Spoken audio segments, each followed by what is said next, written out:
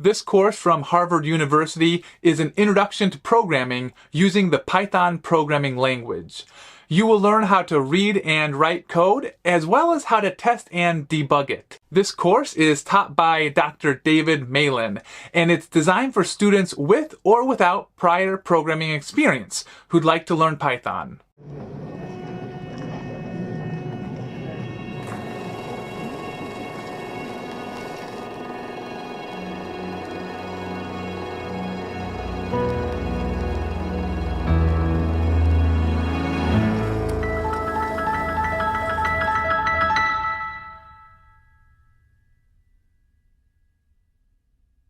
Hello world, my name is David Malin, and this is CS50's Introduction to Programming with Python. Whereas CS50 itself is an introduction to the intellectual enterprises of computer science and the art of programming, this course is specifically focused on programming in Python itself. At the beginning of the course, we focus on a topic in programming known as functions and variables, mechanisms via which you can write code that solves smaller problems, but you can compose those smaller solutions into solutions to larger problems still. We'll then transition to a look at conditionals, a way in code of expressing yourself logically to maybe do something if some question has an answer of true, or not do something if the answer is false. We'll transition thereafter to introducing you to loops, the ability in code to do something again and again and again some number of times. We'll then transition to something a little more technical known as exceptions. Unfortunately, a lot can go wrong when you're writing code. Some of it your fault, some of it perhaps someone else's fault, but you can write code defensively, so to speak, and actually catch those kinds of exceptions, those errors, and handle them properly so that the users you're writing code for don't actually see the same. Thereafter, we'll take a look at libraries, third-party code written by other people often, or perhaps yourself in the past, that you can use and reuse in your own project so as to avoid reinventing the wheel again and again. We'll look thereafter at something called unit tests. It turns out you'll actually write code to test your own code, but you won't have to write tests for your tests. Indeed, this is a best practice in industry, writing tests for your code so that, one, you can be sure that your code today is, hopefully, if your tests are correct itself. But moreover, if you or someone else modifies your code tomorrow or down the line, you can rerun those same tests to ensure that those new changes have not broken anything about your own code. We'll then take a look at something called file I/O, I/O for input and output, the ability to not just store information inside of a computer's memory, but rather save it persistently to disk, so to speak, to files and folders. We'll then take a look at another technique known as regular expressions, whereby in Python you can define patterns and you can validate data to make sure the human types something in as you expect. You can use regular expressions to extract data, perhaps from some data set you're trying to analyze. We'll then take a look ultimately at object-oriented programming, a paradigm, a way of writing code whereby you can represent in code real-world entities. And this is in addition to other paradigms of programming that we'll also explore, among them procedural programming, where you write lots of those functions, procedures really, top to bottom to solve problems step by step, and even something known as functional programming as well. And then at the very end of the course, we equip you with all the more tools for your toolkit.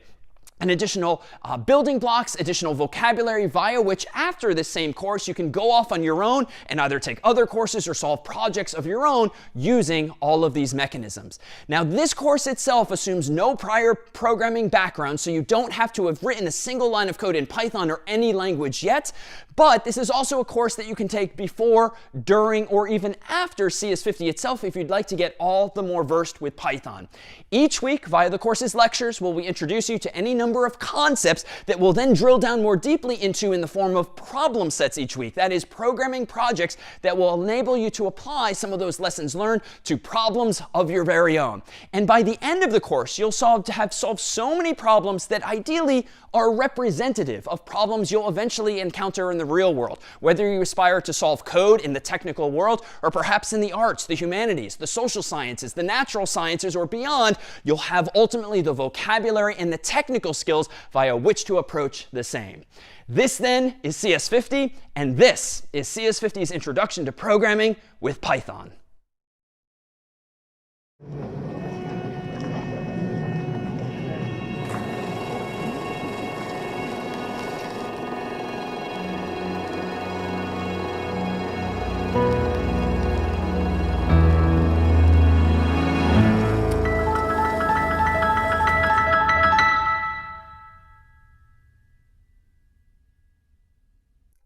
All right, this is CS50's Introduction to Programming with Python. My name is David Malin, and this is our week on functions and variables. But odds are many of you, most of you, have never actually programmed before, so let's start by doing just that. Let me go ahead here and open up my computer, and on it a program called Visual Studio Code, or VS Code, which is just a very popular program nowadays for actually writing code. Now, you don't have to write code using this particular tool. In fact, all we need at the end of the day is a so-called text editor, a program for writing text. And heck, if you really want, you could even use something like Google Docs or Microsoft Word. You'd have to save it in the right format. But really, at the end of the day, all you need is a program for writing text, because that's what code is, text. Now, within this particular program, I'm going to have the ability to create one or more files via this top portion of the screen. And I'm going to do so by diving right in and doing this at the bottom of my screen.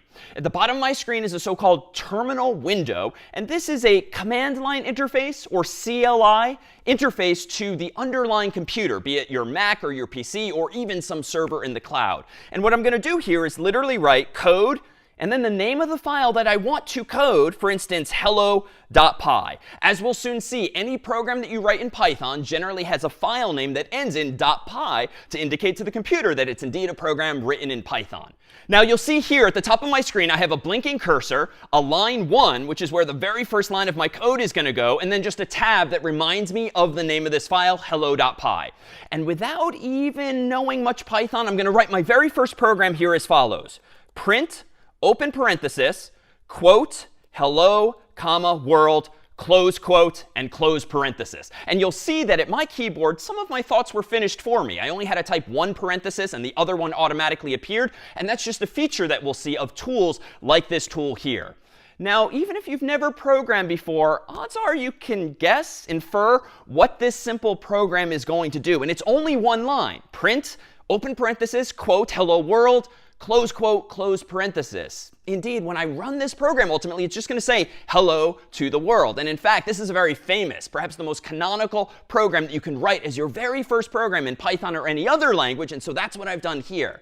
But on my Mac, my PC, even my phone, I'm generally in the habit, like you, of running programs by double-clicking an icon or just tapping on the screen.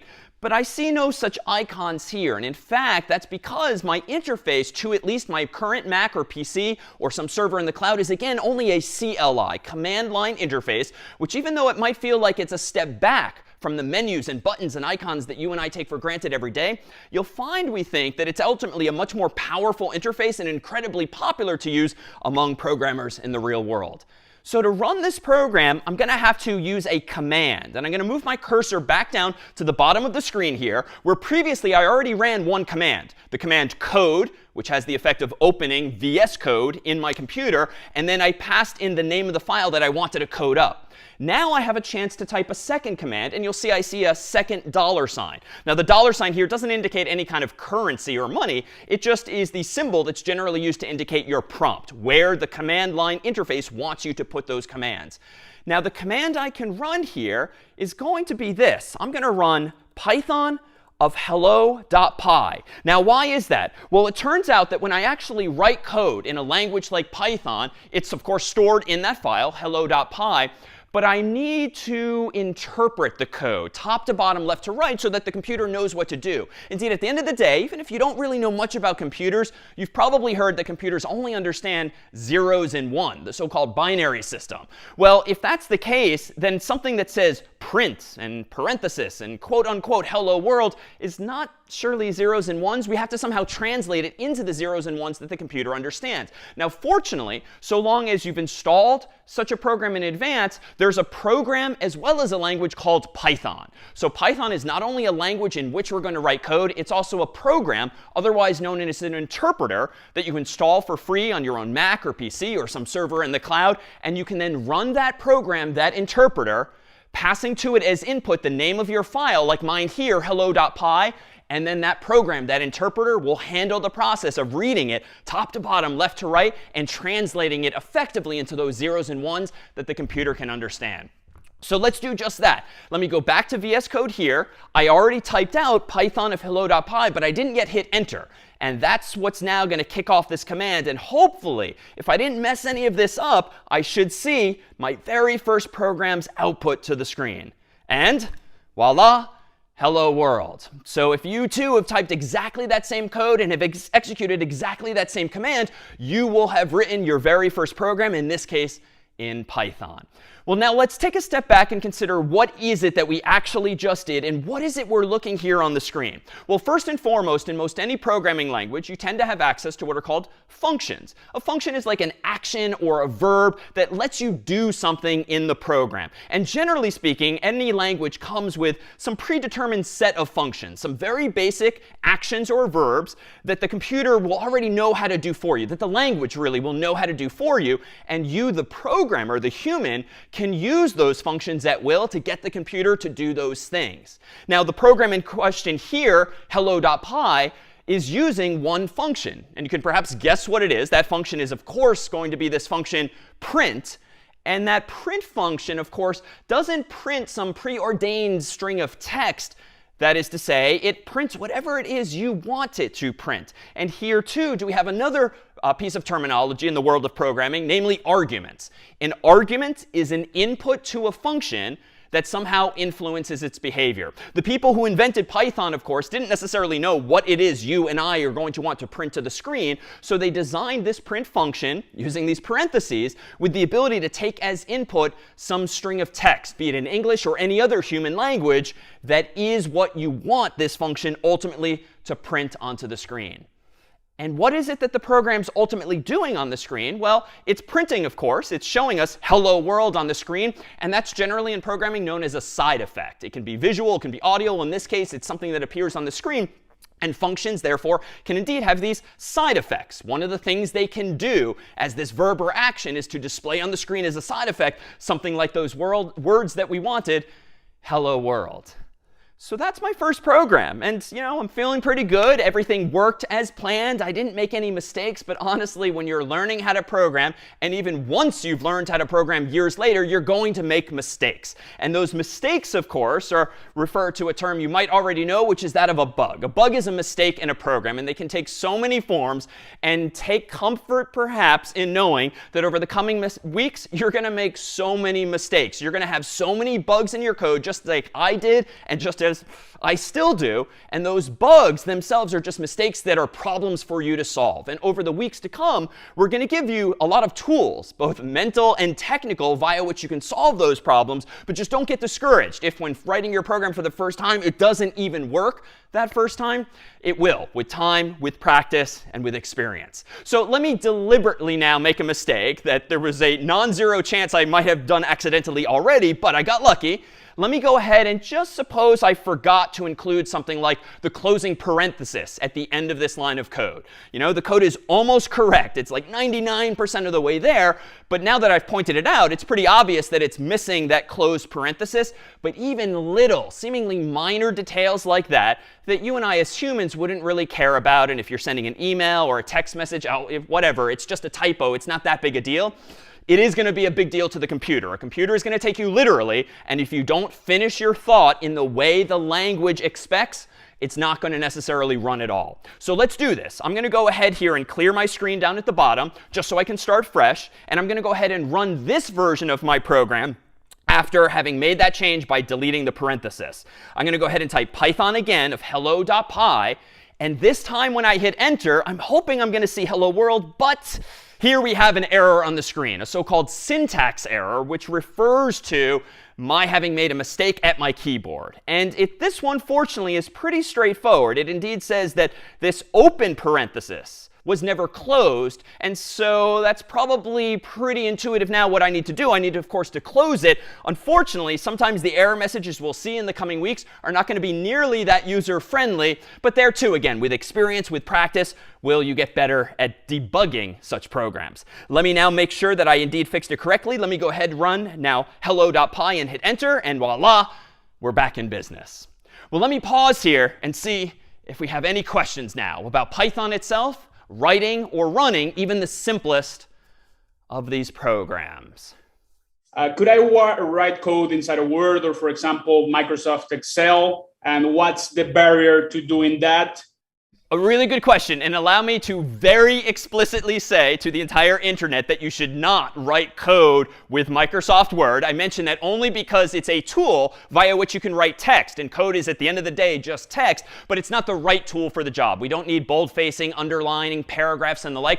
We generally want something much simpler than Microsoft Word or Google Docs, and so VS Code is an example of just a more general-purpose text editor. Its purpose in life is to allow you, the human, to edit text. Nowadays, these text editors come with many more features. In fact, you'll notice that even in my code here, even though it's just one line, there's a bit of color to it. The word print for me is appearing in blue. The parentheses are black. And we'll see as we might write more lines of code, more and more of the lines will come to life in various colors. Now, that's just one feature of a text editor. We'll see, too, that it has features like this built-in terminal window. It's going to have a built-in tool for debugging or finding problems with code. And it's just a very popular tool nowadays. But there are many, many others out there. You're welcome to use them for this course and beyond. We just happen to use this one in large part, too, because you can also use VS Code nowadays for free in the cloud. How about one other question here on programming with Python or Hello World or syntax more generally? Okay, I was trying to ask if it is not possible to run the code without using the terminal window. I think I heard, is it not if it's possible to run the program without the terminal window? Are you? Yes, sir. OK, you froze for me again, but let me infer what the question is. So in this environment, as I've configured my computer, I can only run these Python programs via the terminal window. Now, that's good for me, the programmer, or the person who's trying to learn how to program. But it's not very good if you want to ship this software and have other people use your actual code. You can absolutely write programs and then allow other people to use not a command line interface, but a graphical user interface, or GUI, GUI. This is just one mechanism. And perhaps I think the best one with which to start writing code, because eventually it's going to give us a lot more control.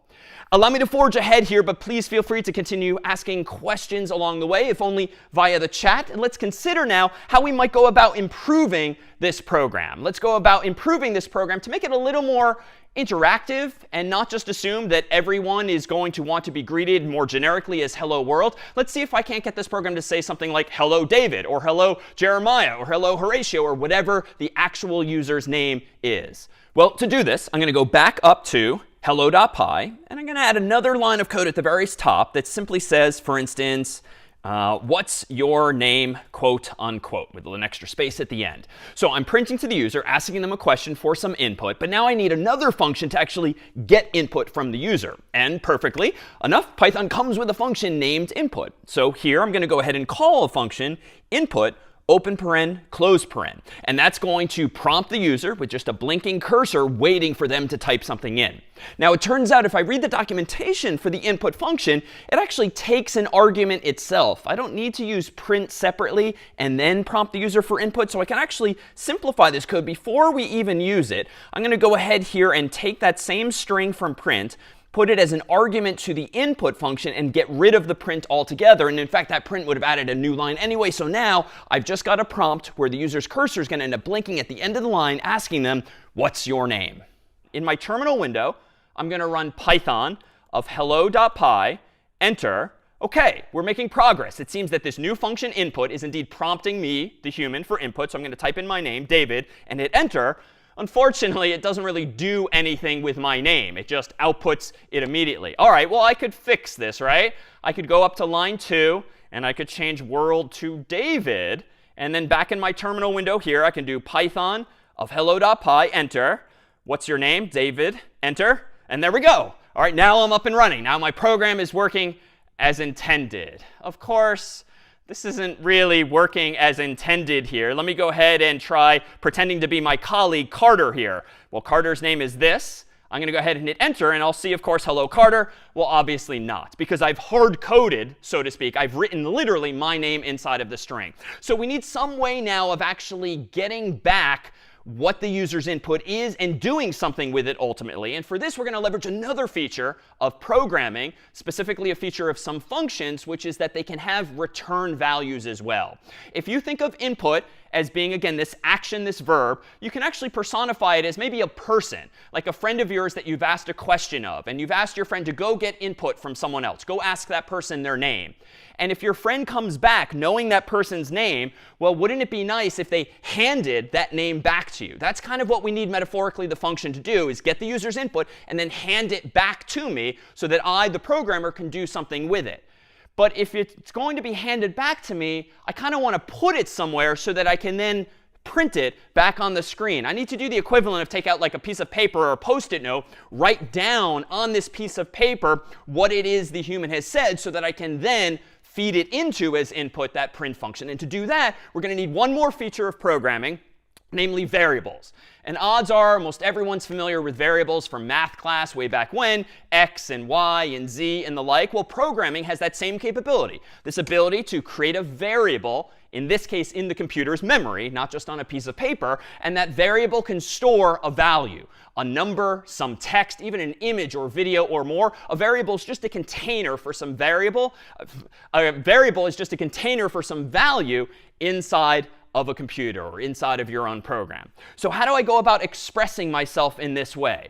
Well, I think what I'm going to do is introduce a variable that's a little more interestingly named than x or y. I could just say this, x equals input, but I'm going to use a better name than a typical mathematical variable here, and I'm going to literally call my variable name. Why? Well, in programming, because I have a whole keyboard in front of me, I can use more descriptive terms to describe what it is I'm writing. And now, though, there's an opportunity to consider a specific piece of syntax. We've seen parentheses, we've seen quotes, all of which are necessary when passing inputs to a function. But this equal sign here that's in between input on the right and name on the left is actually important. And it's technically not an equal sign per se. It doesn't mean equality as much as it means assignment. So in Python and many programming languages, a single equal sign is the assignment operator. And what that means specifically is that you want to assign from right to left whatever the user's input is. So the equal sign copies from the right to the left whatever the return value of the function on the right is. So again, the input function clearly gets input from the user. That's why I was able to type my name or Carter's. But it also sort of behind the scenes hands that value, that return value, back to me, the programmer. And if I use an equal sign and a variable, no matter what I call it, I can store that input in that variable so as to reuse it later. So now sitting in the computer's memory somewhere is a container containing David, quote unquote, or Carter, quote unquote, or whatever the human has typed in. But here it's easy to make a mistake. Suppose I decide to try to print that name. And so I kind of, on a hunch, type in this, hello, comma, name, just kind of plugging in the name of the variable. Well, let me go ahead here and run Python of hello.py and hit enter. That's going to prompt me for my name. And let me type in my name, D-A-V-I-D, but I haven't hit enter yet. And perhaps via the chat, what's going to happen here when I now hit enter? I'm hoping it says, hello, David. I'd be OK if it says hello, world. But I don't want it to say what it's actually going to say. And yep, what we're seeing in the chat is, well, it's probably going to say literally hello, comma, name. So that's not quite right. So we need another way of printing out the value inside of that variable rather than just this word name. Well, let me try this in a couple of different ways. Let me try this as follows. Let me go ahead and maybe undo this because I've gotten pretty good already at saying hello. So let's draw that line in the sand and just say, all right, let's at least get hello, comma, out the door. Let's now print name. And just on a hunch, I'm going to try this. I'm going to use print again, because you can use these functions as many times as you need. And I'm going to pass to the name, to the print function, the variable called name. But notice, I'm being a little clever now. I'm not putting it in double quotes, because we've seen already that double quotes means literally print out N-A-M-E. I'm getting rid of the quotes this time in hopes that now by passing the variable called name to the function called print, it will in fact go about printing the contents of that variable, that is, its so-called value. All right, let's go ahead and do this here. Python of hello.py, enter. What's your name? David. And now, crossing my fingers still, I see hello, comma, David. All right, so it's not the best program. I'm kind of cutting some corners here, so to speak. I'm saying, hello, David. on two separate lines. So it's not as elegant, it's not as pretty, it's not as grammatically appropriate in English as just saying it all in one breath on one line, but at least I've solved the problem, just not very well yet. But let me take a step back now and perhaps introduce a couple of other concepts with which we should be familiar, which is as our programs get longer and they're no longer just one line or two or even three, eventually our programs are going to become dozens of lines, maybe even hundreds of lines long. Let's set the stage for success moving forward.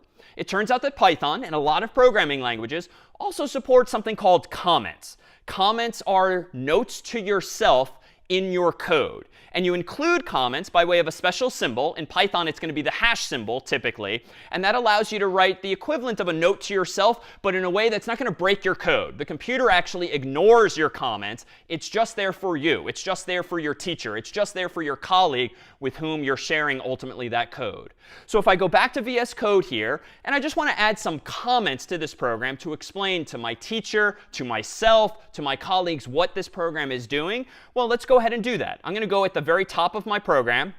And on line 1 now, I'm going to move that original line of code down a bit. I'm going to add a hash. And I'm going to say something like this, ask user for their name. Now, I don't have to use that language. I don't have to use that text. I could use any human language whatsoever. It doesn't have to be English. But I'm going to now, below that, just say something like this, say hello to user. And you'll notice that VS Code by default is kind of graying out my comments. They're no longer blue. There's no red. There's no color in them. And that's just because they're notes to myself, and the computer ultimately is going to ignore them. But what we have now is two comments, ask user for their name, and then a second comment, say hello to user. And I've just kind of commented each chunk of code, like each line or lines plural of code that are doing something noteworthy. Why?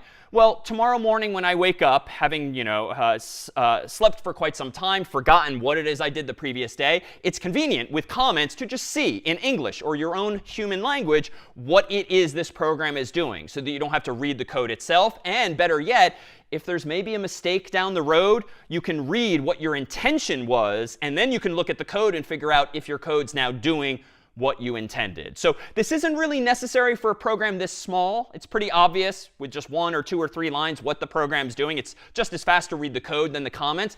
But getting into this habit is generally a good thing, to comment your code every 1 or few lines so as to remind yourself and others what it is your intent and your code is doing. What's nice about comments, too, is this. Comments can also serve to be sort of a to-do list for yourself. There's this notion in programming of pseudocode. Pseudocode isn't a formal thing. It's not one specific language. It's just using English or your own human language to express your thoughts succinctly, methodically, algorithmically, so to speak. But pseudocode, therefore, because it's not Python and it's not necessarily English, it just kind of allows you to outline your program even in advance. So for instance, if I wasn't sure today how I wanted to go about writing this program, but I did know what I want to do, I could have started today by just writing this in hello.py. No code. I could have written just a couple of comments to myself. Step 1, ask user for their name. Step 2, say hello to user. Then, once I've outlined my program in pseudocode, then I can go in there and say, all right, how do I ask the user for their name? Well, I can do input, quote unquote, what's your name, question mark. And then on the left here, I can maybe put a variable and assign it to that. OK, how do I say hello to the user? Well, I know I can use print to say things on the screen. Let me say hello, comma. And let me now print the person's name. So again, pseudocode is a nice way of structuring your to-do list, especially if you have no idea how to write the code, because it breaks a bigger program down into small, bite-sized tasks. All right, let me pause here to see if there are now any questions on comments, pseudocode, return values, or variables. Any questions we can clear up here?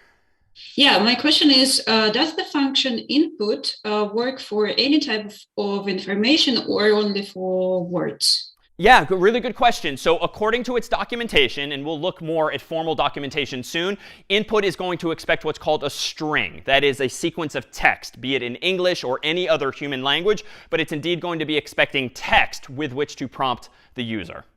A good question. How about another question from the group, if we could? I wanted to ask how I make several line comment. Oh, how do you do many lines of comments, if I'm hearing you correctly? Sure. You would just keep doing them like this. You just prefix each of the lines with a hash symbol, like I'm doing here.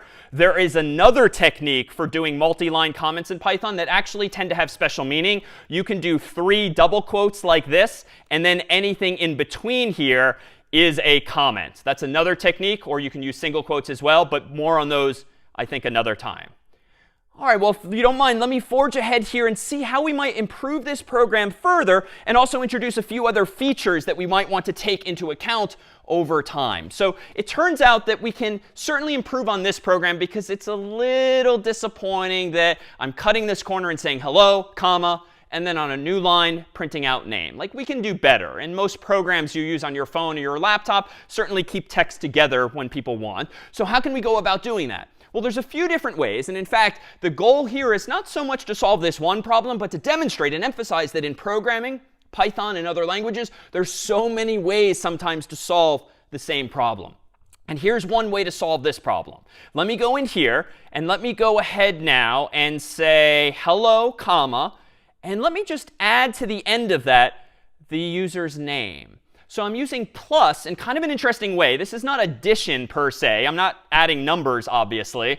But I do kind of want to add the person's name to the string of text, hello, comma. Well, let me go now down to my terminal window and run Python of hello.py again. Enter. What's your name? I'm going to type in David. Enter. OK, it's better.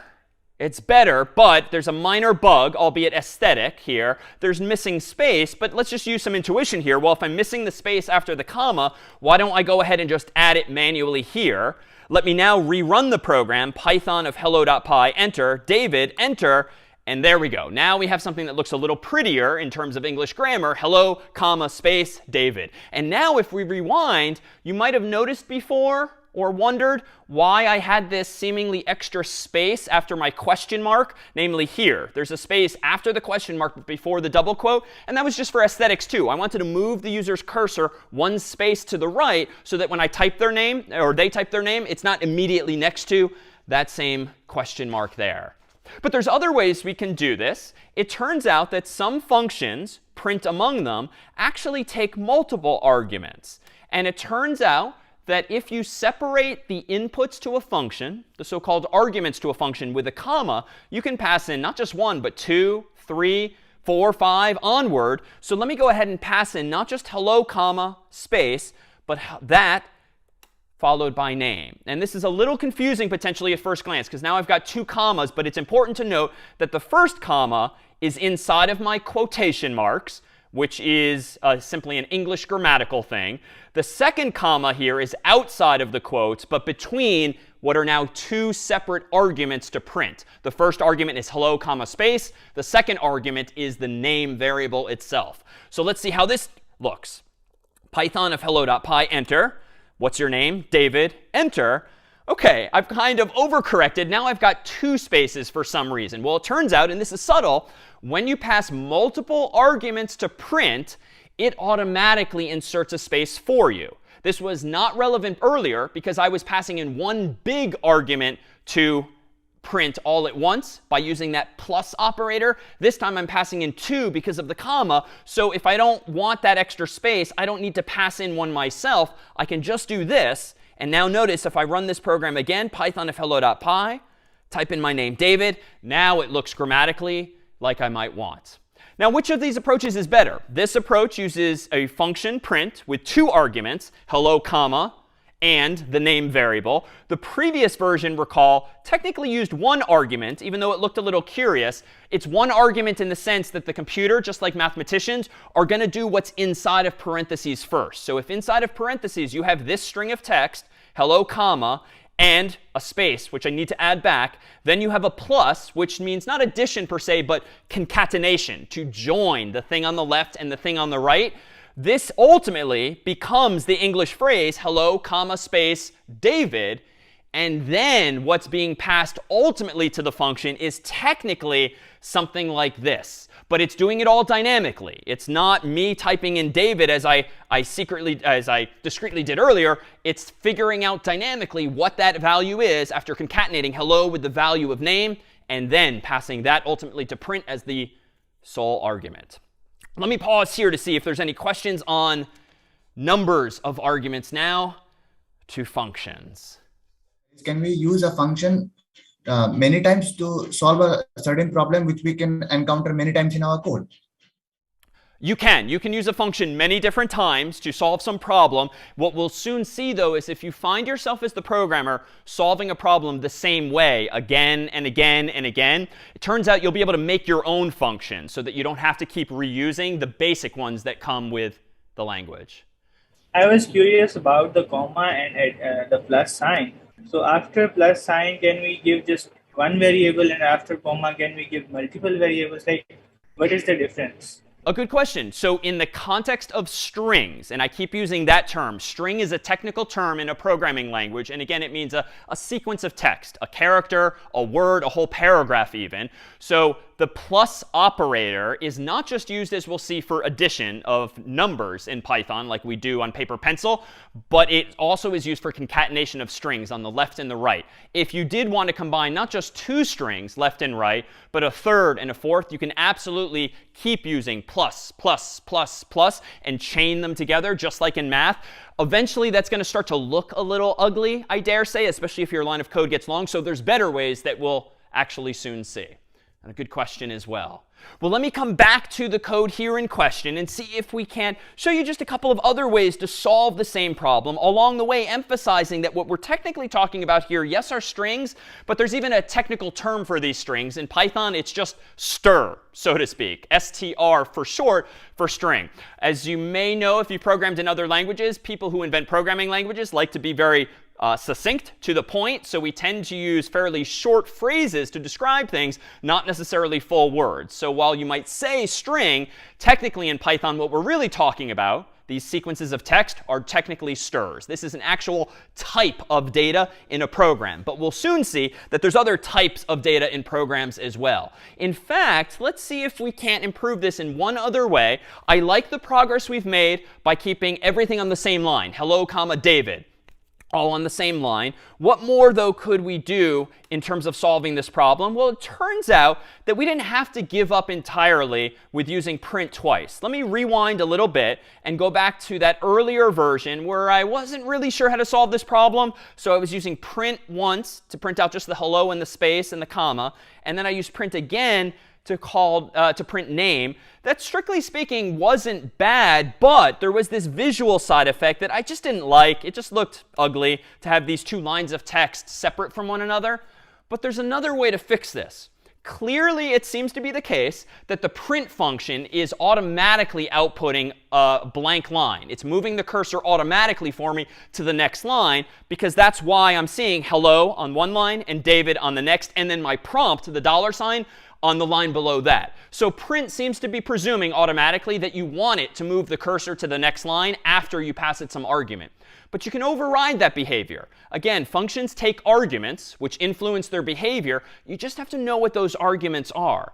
And it turns out that if we look at the documentation for Python's print function, we can actually look up at this URL here. docs.python.org is where all of Python's official documentation lies. If I poke around, I can find my way to, more specifically, this URL here, where I can find all of the available functions in Python and the documentation therefore. And if I go a little more precisely, I can even find specific documentation for the print function itself. And rather than pull that up in a browser, I'm going to go ahead and highlight just one line from that same URL, which is this. And this is easily the most cryptic thing we've seen yet. But this is the official documentation for the print function. And one of the best things you can do when learning a programming language is, honestly, learn to read the documentation. Because truly, all of the answers to your questions will in some way be there, even though, admittedly, it's not always obvious. And I will say, too, Python's documentation isn't necessarily the easiest thing, especially for a first-time or a novice programmer. It, too, just takes practice, so try not to get overwhelmed if you're not sure what you're looking at. But let me walk you through this example. This, again, is a line of text from Python's official documentation for the print function. What this indicates as follows is this. The name of this function is, of course, print. Then there's a parenthesis over here and another closed parenthesis way over there. Everything inside of those parentheses are the arguments, the potential arguments to the function. However, when we're looking at these arguments in the documentation like this, there's technically a different term that we would use. These are technically the parameters to the function. So when you're talking about what you can pass to a function and what those inputs are called, those are parameters. When you actually use the function and pass in values inside of those parentheses, those inputs, those values are arguments. So we're talking about the exact same thing. Parameters and arguments are effectively the same thing, but they're terms you use from looking at the problem from different directions when we're looking at what the function can take versus what you're actually passing into the function. So what does this imply? Well, this syntax is pretty cryptic.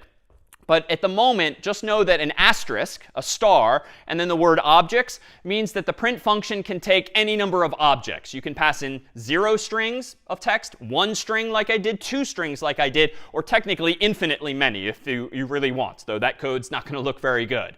After that, we see a comma. Then we see another parameter here called sep, short for separator in English. And notice the equal sign and the single quote, space, single quote. So quote unquote space. I don't know what that is yet, but I think we've seen a hint about it. Let's focus, though, for a moment on this. The print function takes another parameter called end, and the default value of that parameter is apparently, based on this equal sign and these quotes, \n. And what is \n, if you'd like to chime in the chat? Anyone who's programmed before has probably seen this, though if you've never programmed before, this might look quite cryptic. \n means new line. And it's a way textually of indicating if and when you want the computer effectively to move the cursor to the next line, create a new line of text. And so technically, if we read into the documentation, we'll see more detail on this. The fact that there's a parameter called end in the documentation for the print function just means that by default, this print function is going to end every line with \n. You don't literally see \n. You see a new line. You see the cursor moving to the next line. Now, by that logic, let's move backwards. Sep for separator. The default value of separator is apparently a single blank space. Well, where have we seen that? Well, recall in an earlier example, when I passed in not just 1, but 2 arguments to the print function, recall that they magically had a space between them. In fact, they had that space plus my own space, and that's why I deleted my space, because at that point it was extra. So this just means that when you pass multiple arguments to print, by default they're going to be separated by a single space. By default, when you pass arguments to print, the whole thing is going to be ended with a new line. Now, just by knowing this, and let me literally wave my hand at the rest of the documentation for another day. There's more things that print can do, but we're going to focus just on sep and on end. Let's see if we can't leverage this now to solve that original problem. The original problem was this. I don't like how hello, David is on 2 different lines. Well, that's happening again because print is automatically printing out a new line. So let's tell it not to do that. Let's tell it by passing a second argument to the first use of print to say end equals quote unquote, not \n, which is the default automatically. Let's make it quote unquote nothing else. Let's override the default value so there is no new line. There's literally nothing there. And let's see what happens. Let me now go down to my terminal window and clear it. And I'm going to run Python of hello.py enter. I'm going to type in my name, David. And I think now everything's going to stay on the same line because, and it did, this line here, 5, is going to print out hello, space, but then nothing at the end of it because I changed it to be quote unquote. The second line is going to print the name, David, or whatever the human's name is, and it will move the cursor to the next line because I didn't override the value of end there. Just to see this more explicitly, if you do something cryptic like, well, I have no idea what's going on. Let me just put in temporarily 3 question marks here. We'll see the results of this too. Let me go back down to my terminal window, run Python of hello.py, what's your name, David? And now you see literally really ugly output, but you see literally what's going on. Hello, space, then 3 question marks, end that print statement, and then you see DAVID. So not a good outcome, but it demonstrates just how much control we have here too. And let me rewind further. Recall that in our other version of this, when I passed in hello, and name, they were separated by a single space. So Python of hello.py, DAVID, enter. That just worked. Well, what if we override the value of sep for separator? Instead of being 1 space, we could say something like question mark, question mark, question mark, just to wrap our minds around what's going on there. Let me now do Python of hello.py, david, enter, and you see two. These two inputs, hello, comma, and the name are now separated in an ugly way by 3 question marks because I've overridden the default behavior of sep. And even though the documentation uses single quotes, I've been in the habit of using double quotes. In Python, you can use either. Strictly speaking, it doesn't matter, but you should be consistent. And I generally always use double quotes. Python's documentation, though, always uses single quotes. Questions now on these types of parameters. And allow me to propose that we give these an official name. Up until now, when we've been passing values to print, those are called positional parameters. Positional in the sense that the first thing you pass to print gets printed first. The second thing you pass to print after a comma gets printed second, and so forth. But there's also these things we've now seen called named parameters, named SEP, separator, or end, END, for the line ending. Those are named parameters because, one, they're optional, and you can pass them in at the end of your print statement, but you can also use them by name.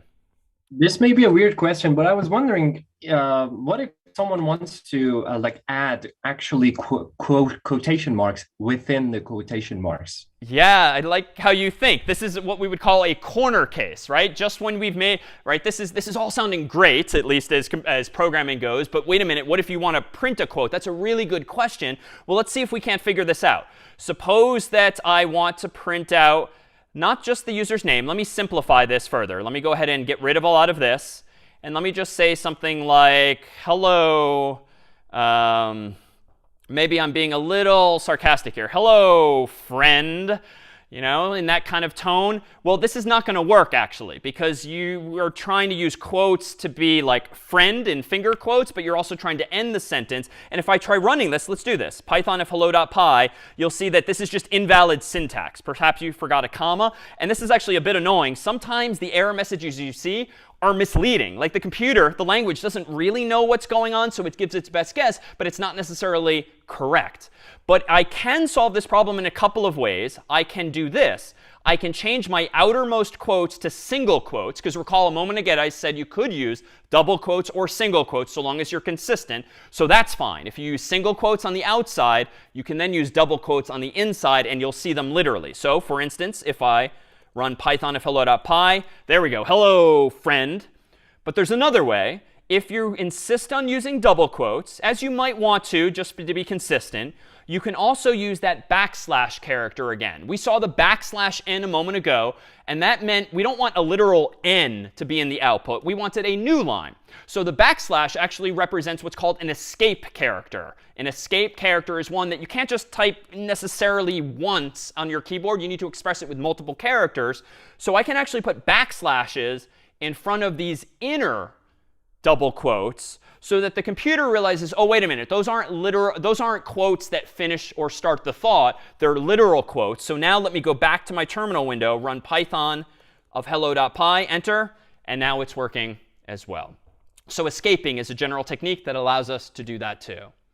And if I may, let me rewind now on these examples and go back to where we left off with my code. I'm just undoing all of that because I want to get back to the point ultimately of specifying now a final way of solving this problem. Well, it turns out that we have yet another way we can solve this problem, which is perhaps the most frequently done now, or at least the most elegant when it comes to setting us up for longer and longer uses of strings. You can use a relatively new feature of Python that allows you to do this. You can literally put not the name of the variable like that in your string, because we already saw this is wrong, right? If you do this, you will literally see hello, comma, name. But what if I do this? What if I put curly braces or curly brackets around the variable's name? Notice VS Code is actually very subtly changing the color of it. So VS Code knows something interesting is going on here. Let me run this program, but I'm not done yet. Python of hello.py, enter. david, enter. OK, obviously not what I want. But I need to tell Python that this is a special string.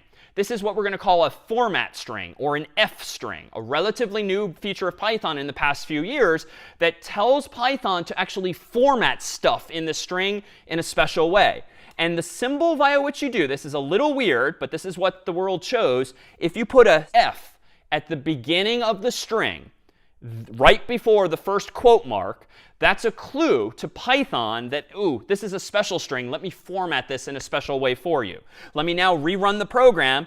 Python hello.py, enter, david, enter, and now we see the goal this whole time, hello, comma, David. We don't start with this way because I think if we did this the first way, you'd be like, why are we doing this? What are all these magical symbols?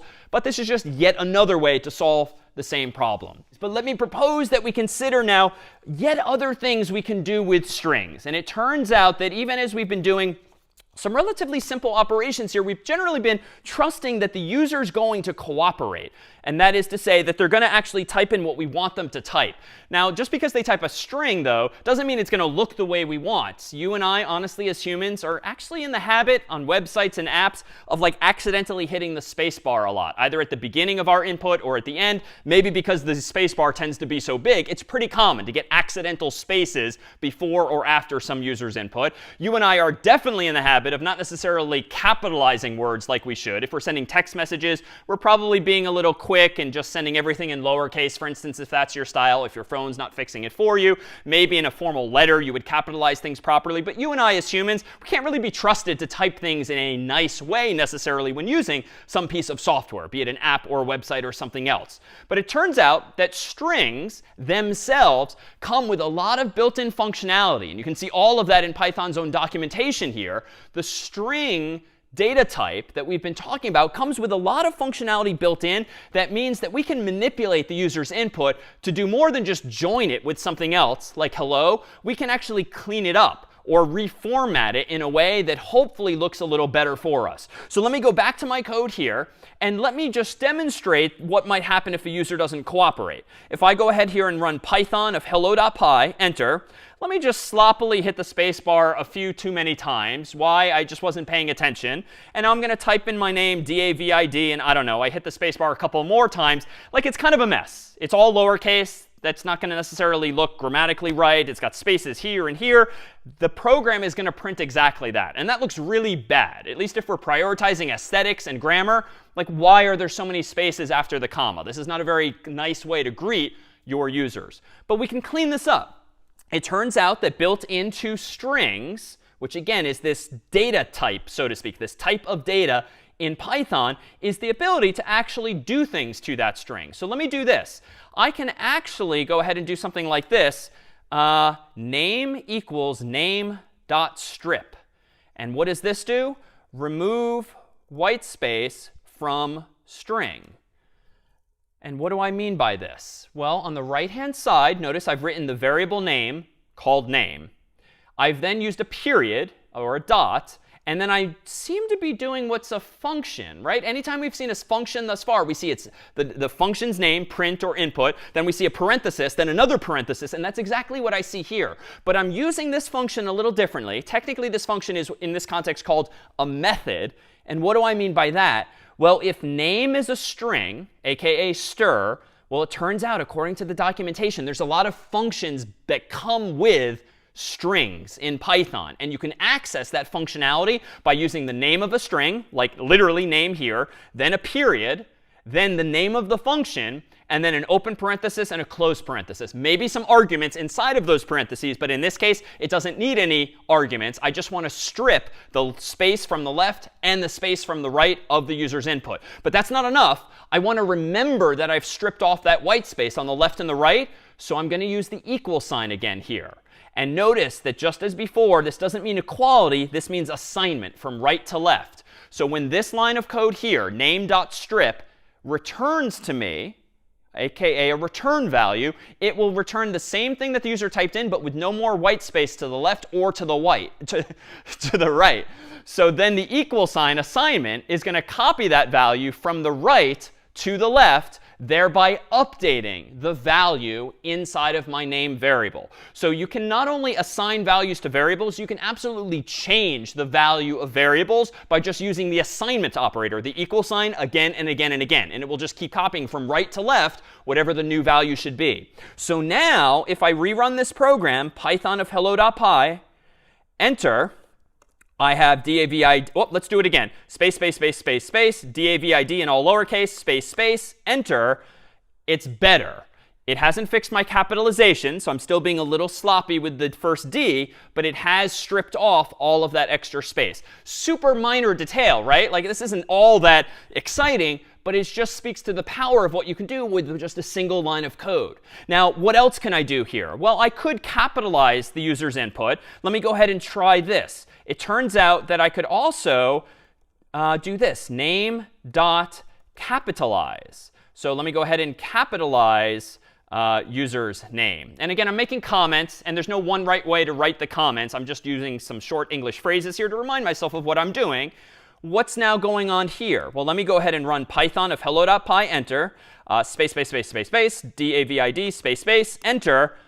OK, now it's looking prettier, right? No matter how the user typed in their name, even a little sloppily, I'm now fixing that. But let's try something. I'm getting a little curious here. How about this? Space, space, space, space, space, DAVID, space, Malin. I'll use my last name now. Enter. OK, so ironically, capitalize is not really capitalizing everything we want. It's clearly capitalizing what? Just the very first letter. So it turns out that, again, there's other functions in Python that come with strings. And if we poke around the documentation, scrolling through a URL like that, I bet we'll find another solution, one of which is actually this. Let's actually change this to title. There's yet another function that come with strings called title that do title-based capitalization, just like a book or a person's name, capitalizing the first letter of each word. And this is just going to do a little more work for us. So let's go ahead and run this. And as an aside, I'm kind of tired now at this point of typing Python, Python, Python all the time. It turns out that when using a command line interface like this, you can actually go back through all of your old commands. What I just did a moment ago was I hit the up arrow. That immediately goes back through my history of all of the commands I've ever typed. So this is just a faster way now for me to repeat myself than typing everything manually. Let me go ahead and hit enter. Space, space, space, space, space, DAVID, Malin, space, space, all lowercase, enter. Now it's looking better. Now I've capitalized things and cleaned things up. But what about my code? I've got like 8 lines of code now, 4 of which are comments, 4 of which are actual code.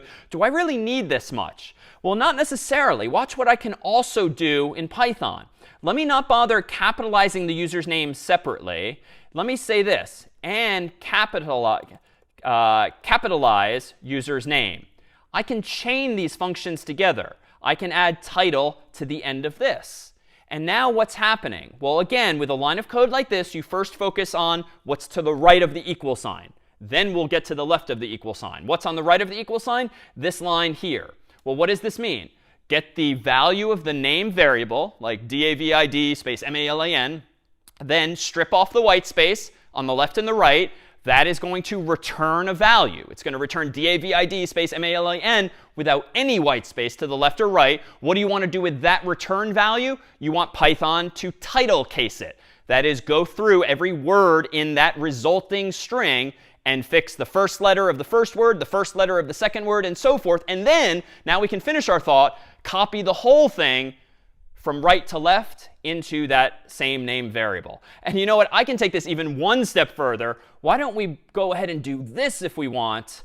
Let me get rid of all that, and let me just do strip and title all on that first line. And now we've gone from like 8 lines of code to 4. It's a lot tighter. It's a lot neater. And even though reasonable people might disagree, it's arguably better because it's just easier to read. Fewer lines of code, fewer opportunities for mistakes. It just allows me to move on with my next problem to solve. All right, let me pause here and see if there's any questions on these methods. A method is a function that's built in to a type of value, like these functions are, or on f strings, which we saw a moment ago. Yes, hi, thanks, David. So is there a way to remove the spaces between the spaces that I might have added? Short answer, no. If you read the documentation at that same URL earlier, you'll see that strip removes from the left and the right, but not in between. In fact, there's two other functions that come with strings. One's called lstrip. The other's called rstrip that allow you to do one or the other. If we want to start getting rid of space in the middle, we're going to have to do a different trick altogether. How many functions can we combine like this dot strip, dot title you have combined? So how many we can combine? Yeah, a really good question. Technically, as many as you want. But at some point, your code's going to start to look really, really bad, right? Because the line of code is going to get really, really long. It's eventually going to maybe wrap around again and again. So at some point, you just kind of say like, that's too many. And you start breaking it up into multiple lines like I did, maybe reassigning the value to the variable as needed. And this is actually a good question. If I can pivot, Divya, off your question, I mean, what do people think? If we could go ahead and put everyone's hands down for a moment, let me ask this. Is the way I've done this now with strip and title and input all in the same line better than my previous approach? In Zoom, you can use the yes icon or the no icon. If you think this version is better, say yes. If you think this previous version was better, for instance, this one here, where we had everything broken out, say no. And then we'll see why in just a moment. I proposed earlier that reasonable people can disagree, and that's absolutely the case. Doing it one way or the other isn't necessarily best, at least if you can justify it. Let me go back to the most recent version here. All right, so we're seeing a lot of yeses and a lot of nos. Why don't we go ahead and call on one of the yeses if we could? Someone who's voting yes, why do you think the current version of this code is indeed better than the previous longer version of the code? I think it's more readable, so I can say, hey, this is the name this is the name variable. It gets some input, and then remove the space and give it a title, and there you go. You have a hello name. Yeah, I think that's pretty reasonable. It's very readable, at least if you're in the habit, as you are in English, of reading left to right. It just kind of flows very naturally as a result. The line is not really that long. It's certainly fitting nicely onto the screen, so I think that's a good argument. How about a counterpoint, though? Someone who voted no, if we could call on someone who thinks this is worse. Because it's not readable at all. It seems like it's a very long line, so I think it's better to separate. Yeah, I think that's persuasive too, right? It's getting a little longer. And even though my sentence here, what's your name, is relatively short, you could imagine that this could get even uglier quickly. If I were asking a longer question of the user, that's going to make this line of code even longer and therefore less readable. It might be less obvious to me or my colleagues that I am calling strip or that I am calling title. It might be kind of an unexpected surprise. So I think that's reasonable too. In short, there is no right answer here. And in fact, part of the process of getting better at programming is getting your own sense of style, or working for a company where they might prescribe which way is better than the other because they just want everyone doing the same thing, even though reasonable people might disagree. Ultimately, though, so long as you have what's a pretty good argument in favor of one way or the other, like ultimately that's what's important. If you're just doing things because you don't really know which one's better, that's not great. But if and when you start to acquire opinions, and if your boss, if your teacher, if your colleague, your friend can challenge you and say, wait, why did you do it like this? They might not agree with you, but at least have an answer, and that should be sufficiently persuasive in general. Now, strings come with a whole bunch of other methods as well, among which is one called split, which can, as the name suggests, split a string into multiple smaller substrings, so to speak. For instance, if the human here is in the habit of typing in their first name, then a space, and then their last name, and you want to go ahead and greet them only by first name, well, we could actually leverage that single space between the first name and last name and split that string into two smaller substrings. How can we do this? Well, let me go ahead and in between these lines proactively comment that we're about to split user's name into first name and last name. And then let's go ahead and take that name variable, which currently contains something like, presumably, David space Malin. And let me go ahead and call split and pass in as the argument to split a single white space, thereby indicating that I indeed want to split on that character. Now, it turns out split's going to return a sequence of values, ideally a first name and then a last name. And we can actually, in Python, assign both of those values from that sequence at once to some variables. For instance, first, comma, last equals, and that's going to have the effect for from right to left of putting the first such value in the first variable, the second such value in the second variable. So now on my last line of code, I can go in and say hello, not to the full name, something like David Malin. I can just say hello, comma, first. All right, let's go ahead and clear my terminal window, run Python of hello.py and hit enter. I won't bother with any leading white space this time, but let me go ahead and type in David space Malin, and crossing my fingers as usual, hello David is what we now see. All right, so we've seen so many examples thus far involving strings, but certainly programs and programming languages can manipulate other types of data as well. Let's go ahead and transition then to another very common type of data in Python, in programming more generally, namely integers, otherwise known in Python as int, int. So just as str, str is short for string, so is int in Python short for integer. Well, what's an integer? Well, just like in math, it's a number like -2, -1, 0, 1, 2, and all the way toward negative infinity, all the way toward positive infinity. But there's no decimal point in an integer. It's just a number like -2, -1, 0, 1, and 2 onward. That's an int. Of course, in the world of mathematics, there's lots of symbols that we use, and we've seen plus before, although we used it for a different purpose. But Python supports these symbols and more. And Python allows you to add numbers together, plus, subtract numbers, multiply numbers, divide numbers. And the only one here that might look a little strange to people or unfamiliar is this % sign, but it doesn't mean percent in this context. If you use a single % sign in a Python program, that's actually the so-called modulo operator, the operator that allows you to take the remainder after dividing one number by another. So we'll see examples of that before long, but the first 4 of these are perhaps quite familiar.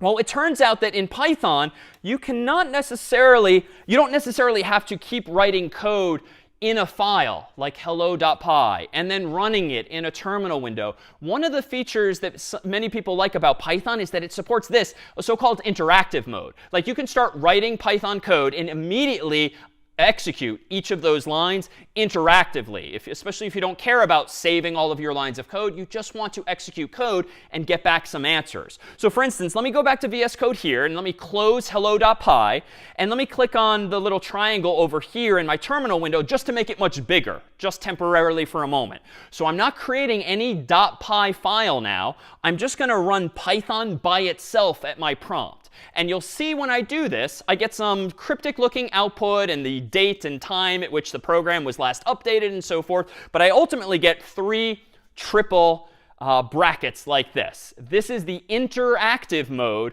for Python. So I'm running the Python interpreter. And anytime I type a line of code in the interpreter, it's going to execute it immediately. I don't have to keep running Python again and again. It's as though in the human world, if you were standing next to a human who speaks some other language and you're just having a conversation with them back and forth, it's all happening, the translation, immediately. So what might I do in interactive mode? Well, I could do something like 1 + 1, enter. That's actually code.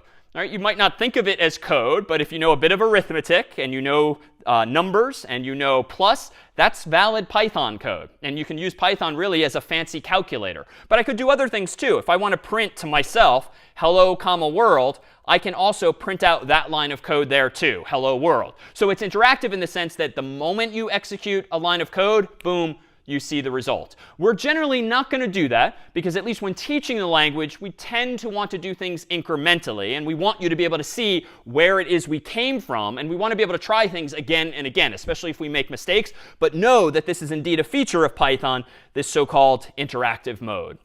But let's focus for a moment now, not just on that interactivity, but really on the fact that Python apparently supports integers and mathematics and some of those basic operations. And let's see if we can't make maybe our own little calculator. So let me go ahead and open up VS Code again. And I'm going to shrink down my terminal window. And I'm going to create a new file called calculator.py. So to do that, recall, I can type code down here. And the name of the file I want to create, .py. Enter. That gives me a new tab up top. So I have already closed hello.py. I'm now in calculator.py. And let's just make a simple calculator that does some addition for me. But I'm going to do it in a file so that we can iterate on this and make changes for better or for worse over time. Let me go ahead and first declare a couple of variables. I'm going to do the mathematical thing of calling my first variable x, my second variable y, And then I'm going to give myself a third variable, z equals x plus y. And then I'm going to go ahead and print out z. Now, this program, admittedly, not very exciting or interesting. In fact, it's a little less interesting than printing stuff on the screen like before with strings. But we'll build on this and see what other features exist in Python that we can leverage. So hopefully, if Python knows its math as well as I do, when I run python of calculator.py, I should see, hopefully, that 1 plus 2 equals indeed 3. All right, so not that surprising and not that interesting. And honestly, this isn't the most useful program because it's always going to calculate 1 plus 2 equals 3. Let's at least make this program, say, a little more interactive, right? We already know from previous examples how we can get input from the user. Let's bring back that input function. And let's do this. Let me go ahead now, and at the top of my code, let's change x to not be the number 1 always. Let's change it to be whatever the return value is of asking the user for x. And I can use any English or human language I want here. I'm going to say, what's x? Just like I asked before, what's your name? And I'm going to do the same thing for y. I'm going to use input again, but this time change the question to be, what's y? All right, at this point, I think I'm going to leave the rest of the code the same, z equals x plus y, and then print z. But what's nice now is that I think I have a nice interactive calculator. Right now, it's not going to do 1 plus 2 all the time. It's going to do whatever the user types plus whatever the user types. So let's try this. Let me go ahead and run the program. All right, let's do it. 1 is going to be x. 2 is going to be y. And of course, everyone in agreement, 1 plus 2 equals 3. Huh. What's going on there? Either your math class misled you or I have misled you. Why don't we call on someone here to see if you can't help us reason through what the bug is? What's the mistake? Anjali, if I'm saying it right? I think the issue is that it's concatenating strings because you use the plus operator instead of adding. Perfect. So perfect intuition. We've seen that plus is used a little differently in the context of strings because it concatenates. That is, it joins the two strings. And that seems to indeed be what's happening here, even though the user typed a number. But the interesting thing here is that when you get user input, because they're using a keyboard on their Mac or PC or their phone, it is always going to be text. It might look like a number, but by default, it's coming from the keyboard as a string. That is as text. And so how do we go about resolving this if ultimately we don't want to treat those inputs as strings? We want to treat them as actual numbers. Well, we need another function. And it turns out in Python that you can convert sometimes from one type of data to another type of data, for instance, from string to int, by doing something like this. Let me go back into my code and let me change x before adding it to y to be whatever the integer version of x is, plus whatever the integer version of y is. So it turns out that int is not only a type of data in Python, it's also a function. And it's a function that if you pass in an input, like a string, so long as that string looks like a number, like 1 or like 2, it will convert it to an actual number that you can perform mathematics on instead. So if I now go back to my terminal window and run Python, and let me show you another trick. Calculator is kind of a long word. It's a little tedious to type. Notice what I can do in my terminal window in a command line interface in general. If I start typing CAL for calculator, I can actually hit tab to finish my thought.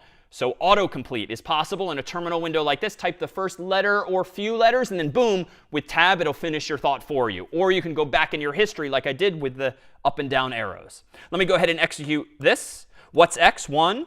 What's x? 2? And there we go. Now we have a general purpose calculator that's going to support not just addition of 1 and 2, but now any two integers that the user types. And let me now improve this, right? We've seen how we can make improvements to code, and I don't know if it's going to necessarily be better, but let's try this.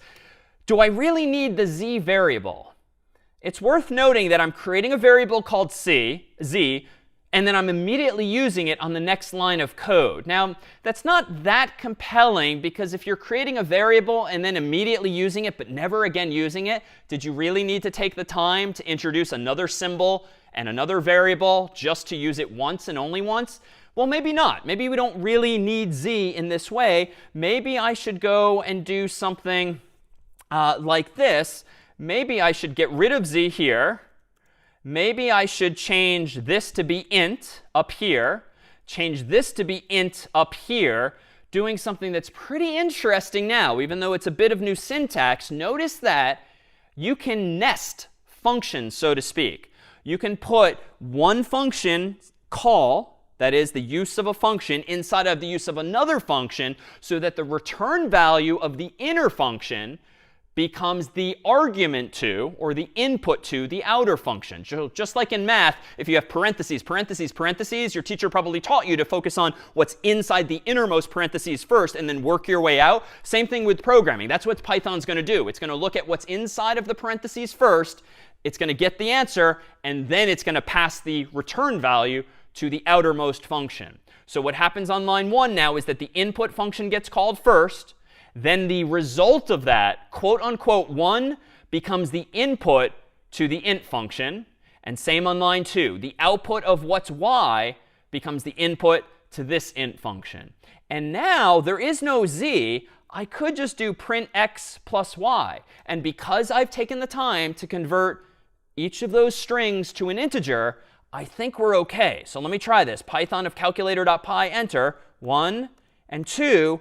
And we're still getting 3. Not 12, or not 12, 1, 2. We're indeed getting 3. And we've additionally gotten rid of the variable because we didn't necessarily need it, it seems, especially if only using it once. Well, here too, let me put everyone's hands down for just a moment, and let me ask, as before, this version now, which uses int around the invocations of input and does not use z, is this better than the previous version? If you want to vote yes, go ahead. Or if you prefer the old way, vote no.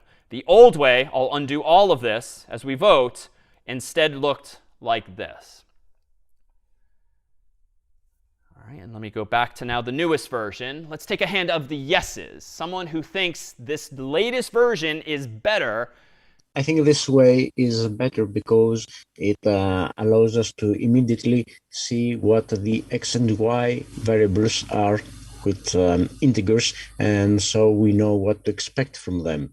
And also the print argument is more intuitive. We avoid too much clutter in the code.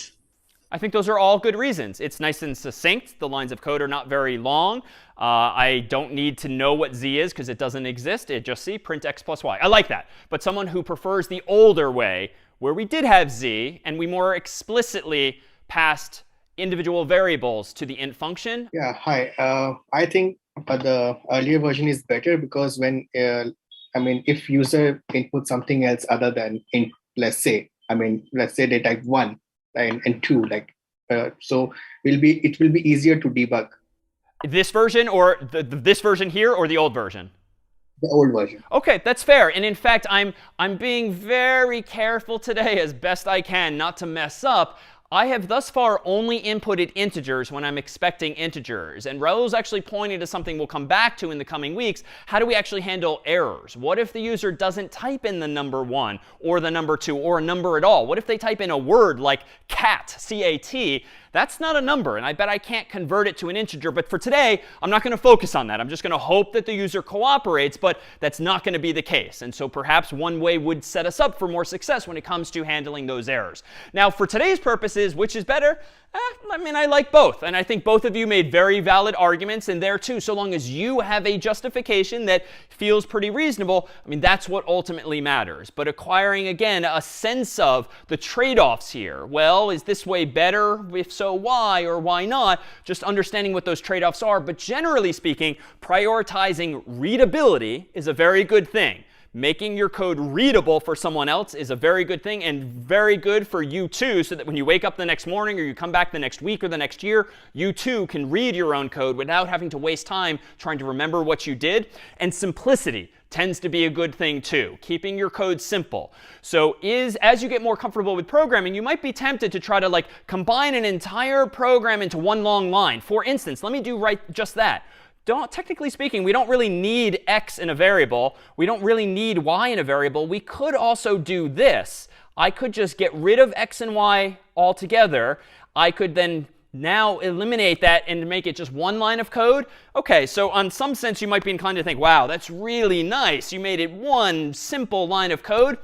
I would argue this actually isn't that simple. Now I think I'm starting to nest too many things. I have to think about print and int and input. I then have to notice that, OK, I've opened 2 parentheses. I've closed 2 of them. There's a plus. You're making me think too much. And anytime you make me think, you're wasting time.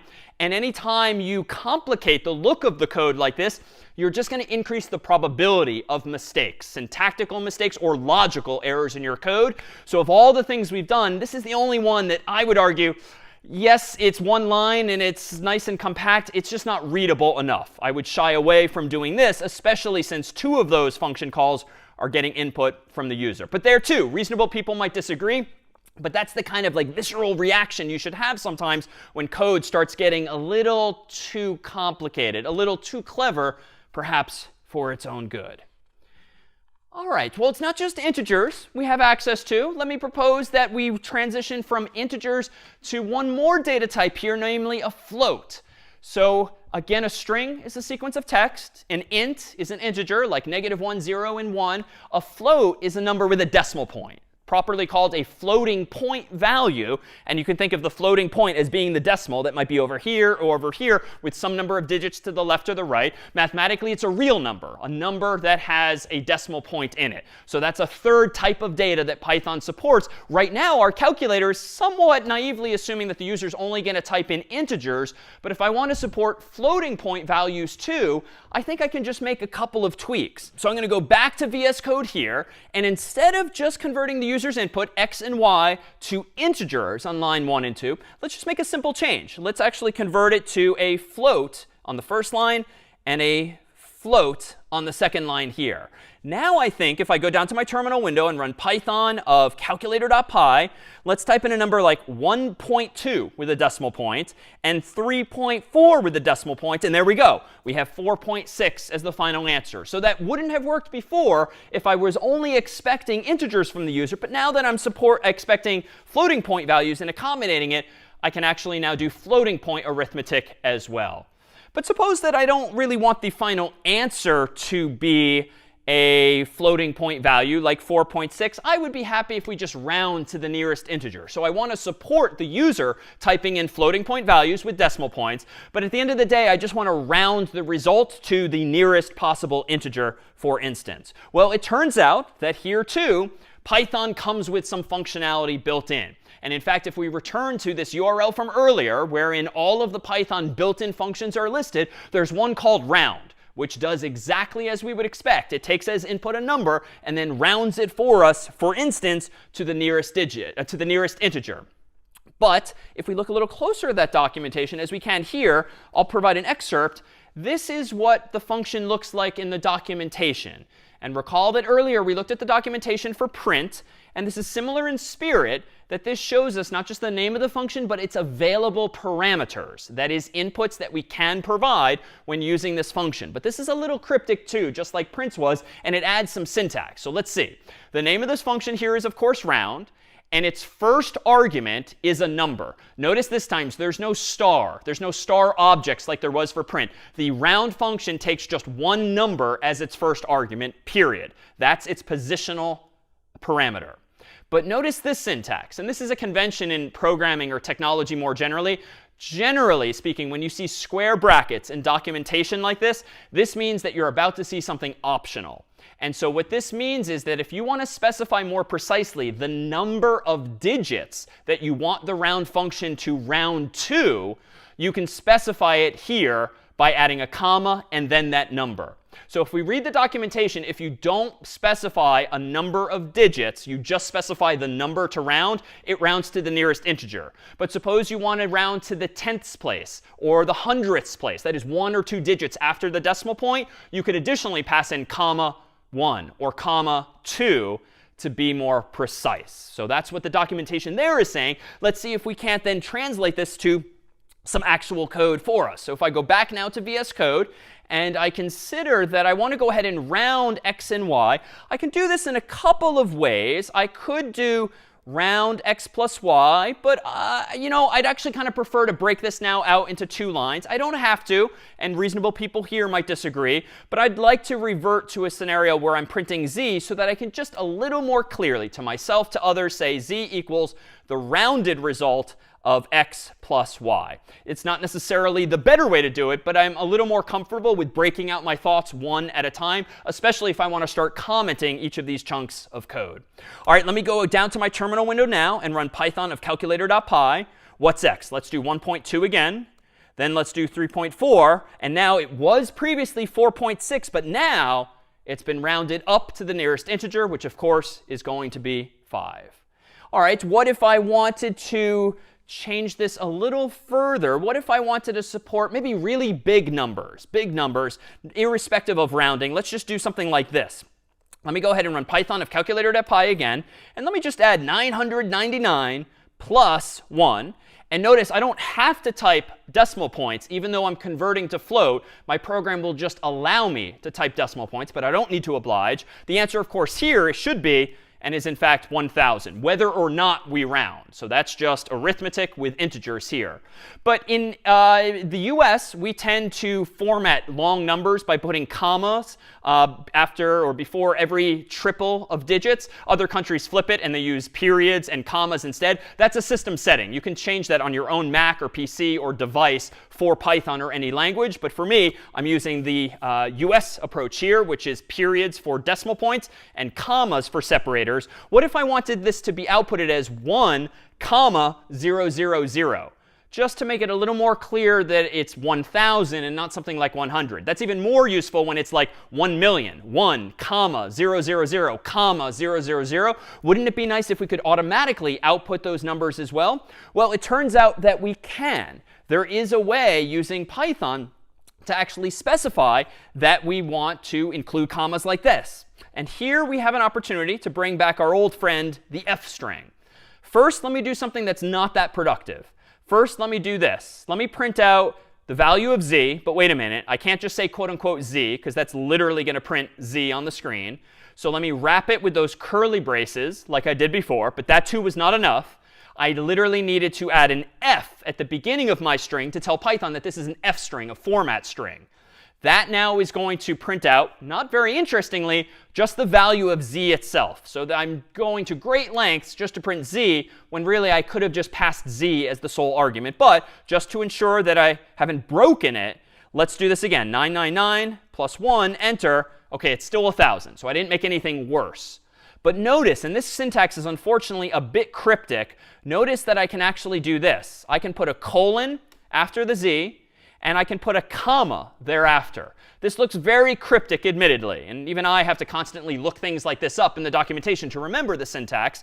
But here, let me run it again. Python of calculator.py, 999, 1, and now notice that the number has been automatically formatted for me. If I were in a different country or locale, I could absolutely override this to use periods instead of commas or vice versa. But in this case here, it's just happening for me automatically. So there too, we see a hint of what it means to really format a string. There's even more power, more powerful capabilities built into that.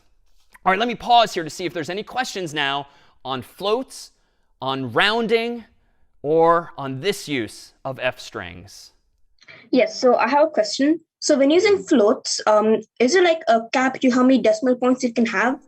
A really good question. So floats, yes, and this is a problem we'll revisit before long.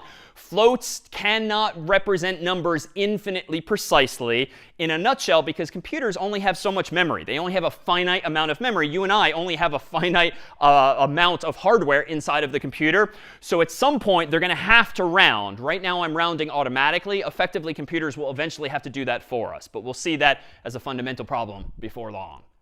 Allow me to turn back just for a few final examples on float before we introduce a few final examples that allow us not just to use functions, but to make our own. Let me propose that we also try our hand at a bit of division here. Let me propose that we modify this calculator now to still take a couple of floats, but let's now just do something a little simpler than a little different from this, just doing x divided by y. And let me go ahead and get rid of my format string and just keep it simple for now, printing out z instead. And what are we going to see here? Well, just some simple division. So Python of calculator.py, let's do something like 2 divided by 3. And of course, I get 0.66666. And to Ethan's question a moment ago, it does seem to be finite. It's not rounding in a weird way here, but I only seem to see so many digits. That's an inevitability of using a float in this way. By contrast, just so you know, integers nowadays in Python can be as big as you want them to be. Unlike other languages, there is no upper bound on how big an int can be now in Python, but there is a bound on just how precise a floating point value can be. All right, now that I've got some simple division working here, let's go ahead and round this. It would be nice to round this really long number, 0.6666666 and so forth, to maybe just 2 decimal places. We've seen how to do this with round, though, at least in its documentation.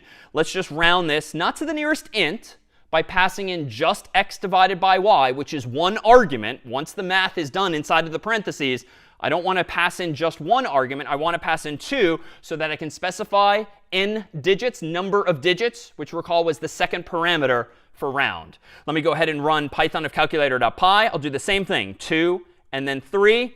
0.67. So here too we see a way of rounding now, not just to a nearest integer, but to a nearest number of digits. But there's another way to do this here. And in fact, this evokes our f string example again. Let me go ahead and change this. Suppose that you didn't remember the round function, or for some reason you didn't want to use it. You instead want to just use a format string. Well, let's go there. Let me do quote unquote z.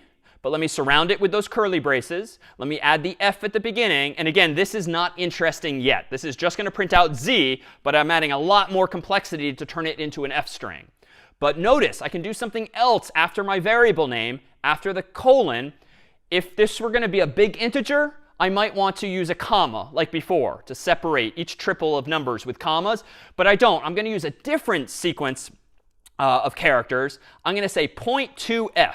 And this, too, is one of these very cryptic things I have to constantly look up because I forget if I don't use it that often. So don't be intimidated if this looks especially weird.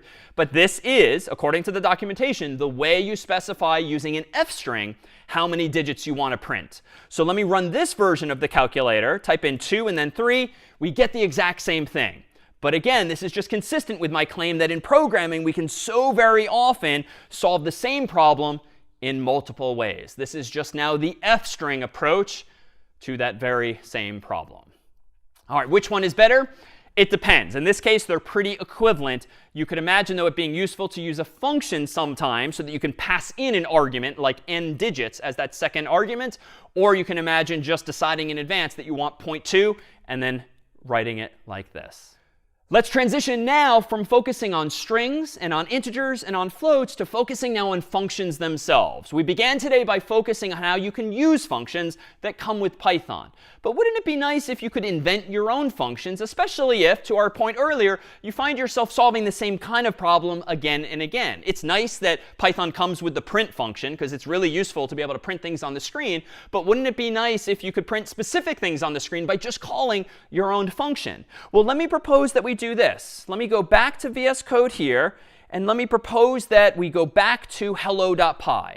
I'm going to reopen hello.py where we left it before, and I'm going to go ahead now and propose that we consider how we can start improving this further by making our own function. I have written so many programs today that just say hello.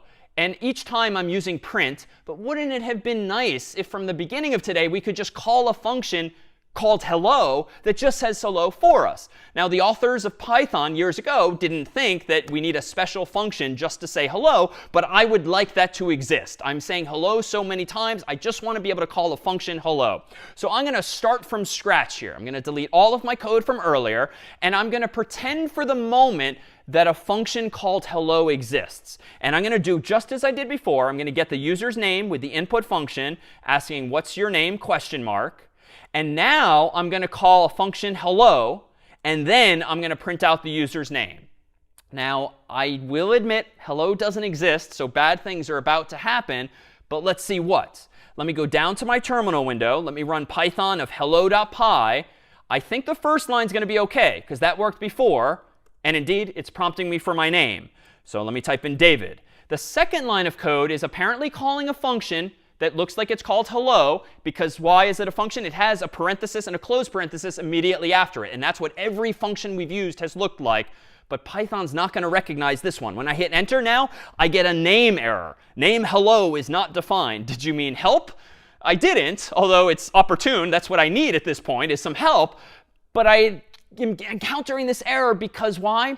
The function just doesn't exist. So how do I make this function exist? Well, I need to create it myself using this keyword, def.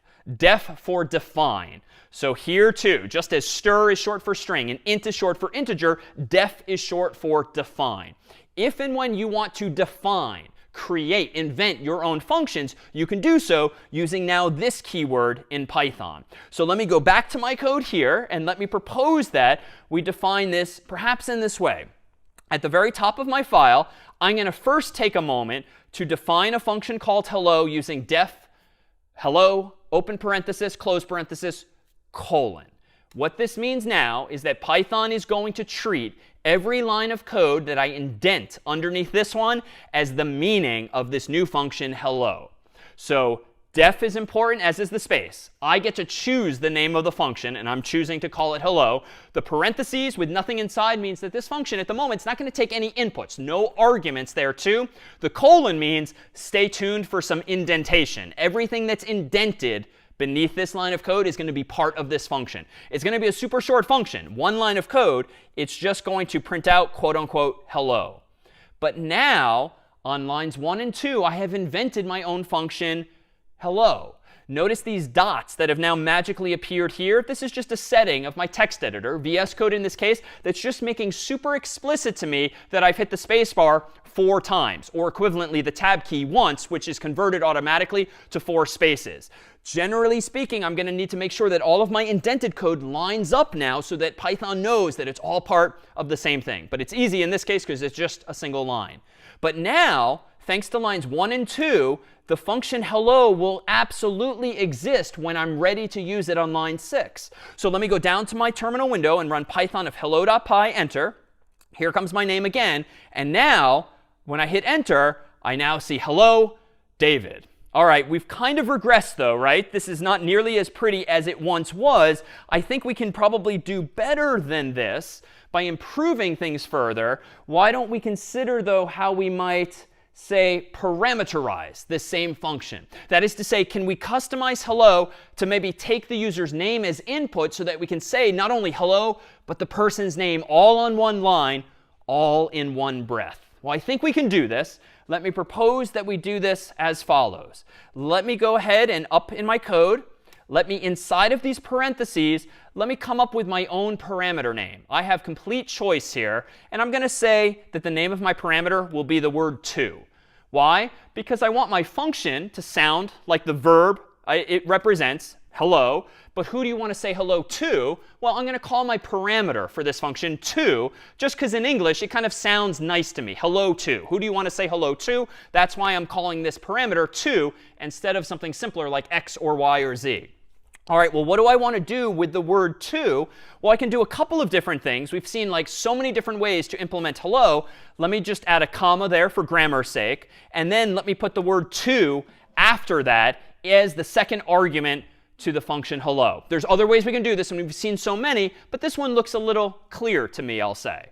What's going to happen next? Well, I don't think I need this extra print line here. I think what I'm going to do is this. I'm going to go ahead here and print out not the person's name manually. I'm going to instead say hello parentheses name. So what am I now doing? On lines 1 and 2, I'm defining my very own function called hello. But this time, that function has been designed to take a parameter, a single parameter, as input. And I'm using the value of that parameter, which I called to plug into print so that I see not only hello, but also that person's name. What am I doing on line 5? Same as always. I'm just getting the user's name. Line 6, I'm not only calling hello, I'm passing as input the name variable as an argument so that that's what gets passed into hello. And what's happening here is essentially this. Even though the variable is called name here, when the function itself is called, the computer assumes that that same value is now called to. So name is essentially copied to another variable called to, so that in the context of hello, I can say hello to that variable instead. And we'll see in a moment what happens if we don't keep those straight. Let me go ahead and run Python of hello.py, enter.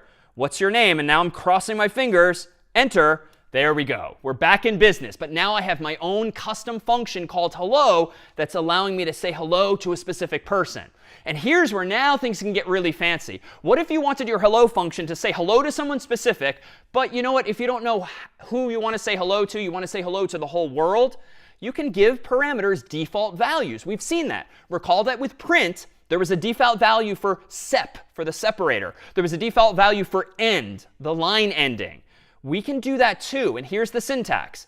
If you want the value of this parameter by default, if not provided by the programmer, to be equal to quote unquote world, you literally do that in the same line you're defining the function. And I'll admit it's starting to look more cryptic, but I'm still just defining a function called hello. It takes a parameter called to, but I'm assigning it with the equal sign a default value of quote unquote world just in case the programmer doesn't call hello with an argument. And we can see this here. Let me change my code to use hello in two ways. On line 5, I'm going to very simply call hello, no arguments. Then on line 6, I'm going to get the name. Line 7, I'm going to call hello with an argument. So you'll see hello now being used in two ways. Let me go ahead and run Python of hello.py. I'll type in my name. Oh, interesting. Notice I already see hello world, but that's expected because line 5 happens before line 6. But once I type my name, now the program's going to be a little more polite and say hello to me personally. So there too, we see with relatively simple but new syntax how you can implement functionality very similar in spirit to what the print function gave us automatically. Now you have control over doing that yourself. But let me now make this point too. One of the whole points of defining your own functions is, one, just to avoid having to repeat yourself again and again. You don't have to actually keep reinventing the wheel and keep using the print function again and again and again if you just want to say hello. Wouldn't it be nice now if I could kind of move this code that I wrote for defining the hello function, and just to be dramatic, I'm going to hit enter a whole lot of times, 50 lines down, and put my definition of hello way further down in this file. Why? Well, just in the spirit of out of sight, out of mind. Because if I now rewind to the start of my program, now you can sort of take for granted that, oh, hello is a function. Why? Because it's there on line 1, and it has an open parenthesis and a closed parenthesis, which up until now has meant call this function. And then on line 2, we're getting a variable from the user by typing in their name, and then we're calling hello, passing in that value. Well, at this point, I can just take for granted that hello exists, even if it's way down further in the file, or as we'll see in future weeks, even if it's in a different file altogether. But there's a problem here. And let me go ahead and run this version of hello.py. Notice that as soon as I run the interpreter, Python of hello.py, I see a name error. Name hello is not defined. Again, did you mean help? Well, again, fitting. I do need some help here, but I didn't mean to call the function help. The problem here, though, is that Python is just taking me literally. I have defined my function hello all the way down here, but I'm trying to use it way up here, and that's not allowed. Python's interpreter is going to take you literally, and if you use a function, it must already exist by the time you are calling it. So how do I fix this? Well, apparently I can't do that. I have to define any functions I want at the very top of my file. But that too could get me into a bit of trouble eventually, because if I constantly have to define a function above where I want to use it, you're kind of writing code in reverse. You're constantly writing functions up here, up here, up here, as opposed to like writing your code logically top to bottom. So let me fix this in a more standard way, which is to do this.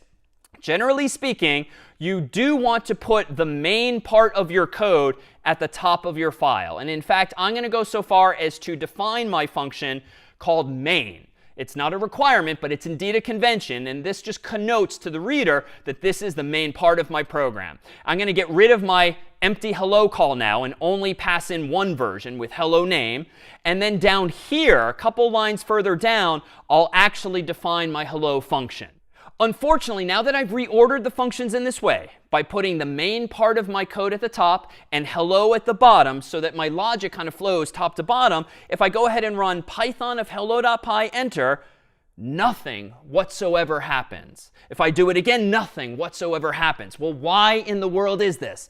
Well, just because I've defined a function called main and I've defined a function called hello doesn't mean that I've actually called, that is, used either of them. Yes, I'm using hello inside of main, but no one is telling Python to actually use or call main.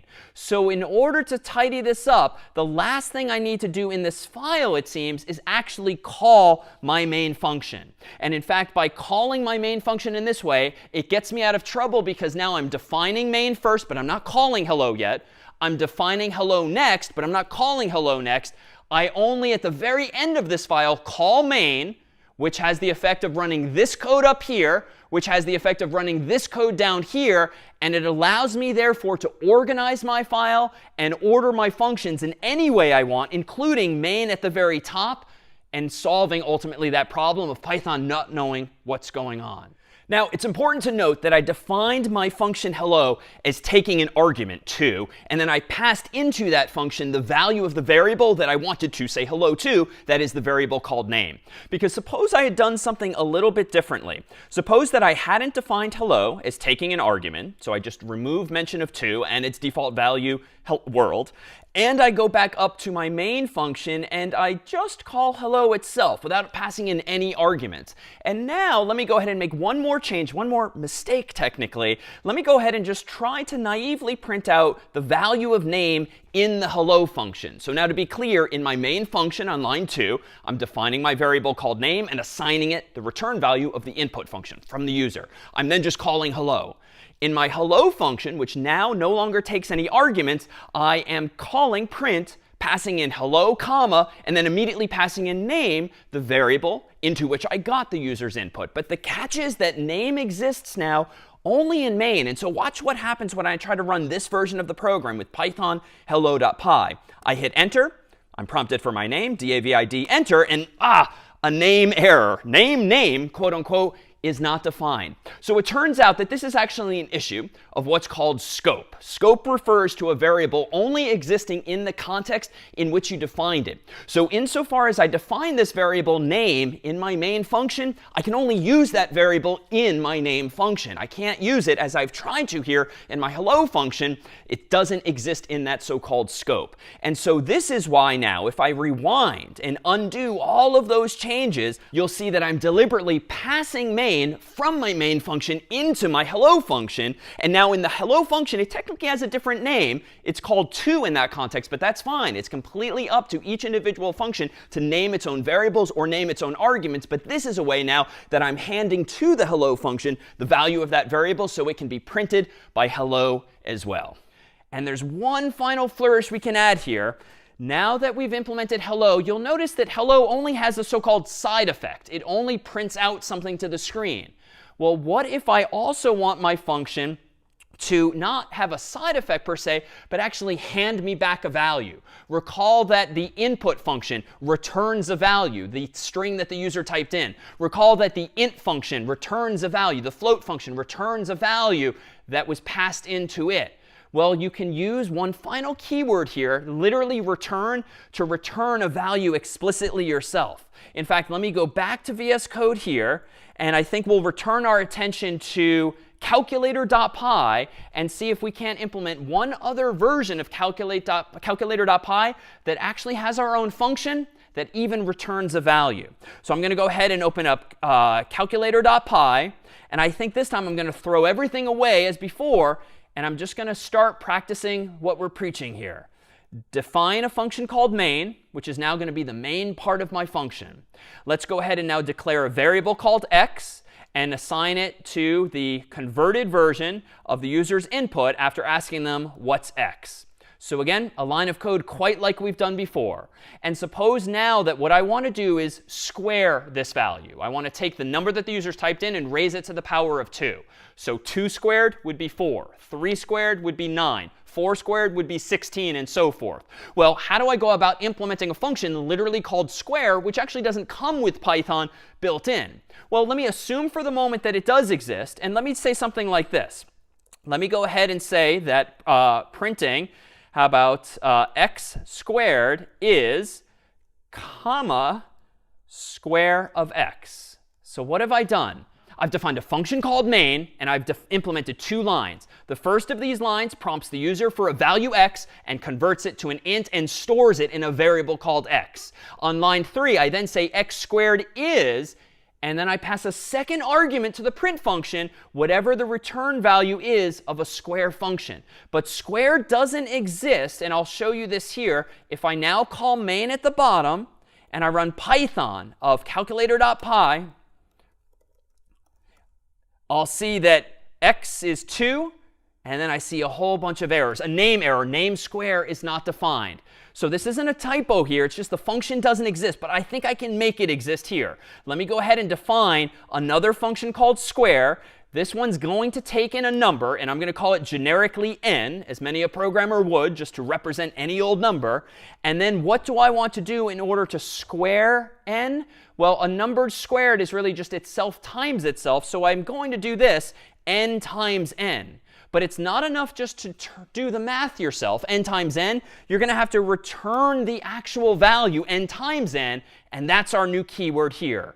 When I now do this, watch what happens. Python of calculator.py, enter, x say shall be 2, x squared is 4. Let me go ahead now and say x is now 3.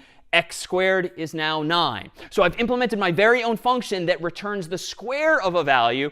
And because I'm using the return keyword, that ensures that I can pass the return value of this, just like the return value of input or int or float, to another function, like print instead. And here too, there's going to be so many ways to solve this same problem. I can actually raise n to the power of 2. We've not seen the syntax before, but if you use 2 asterisks like this, 2 stars, that raises the thing on the left to the power on the right. Or it turns out there is in Python a function called pow for raising something to the power that takes 2 arguments, the first of which is the number, the second of which is the exponent. So there too, there's just so many ways to actually solve that same problem as well. So ultimately, what have we done here? We first introduced functions. These actions are verbs, many of which come built into Python that you can just use in your own code. We then introduced variables via which you could store those return values and then maybe do something more with it. At the end of the day, too, you now have the ability to create, to invent your own functions to solve simple problems like hello, or in the weeks to come, much more sophisticated, more challenging, more fun problems as well.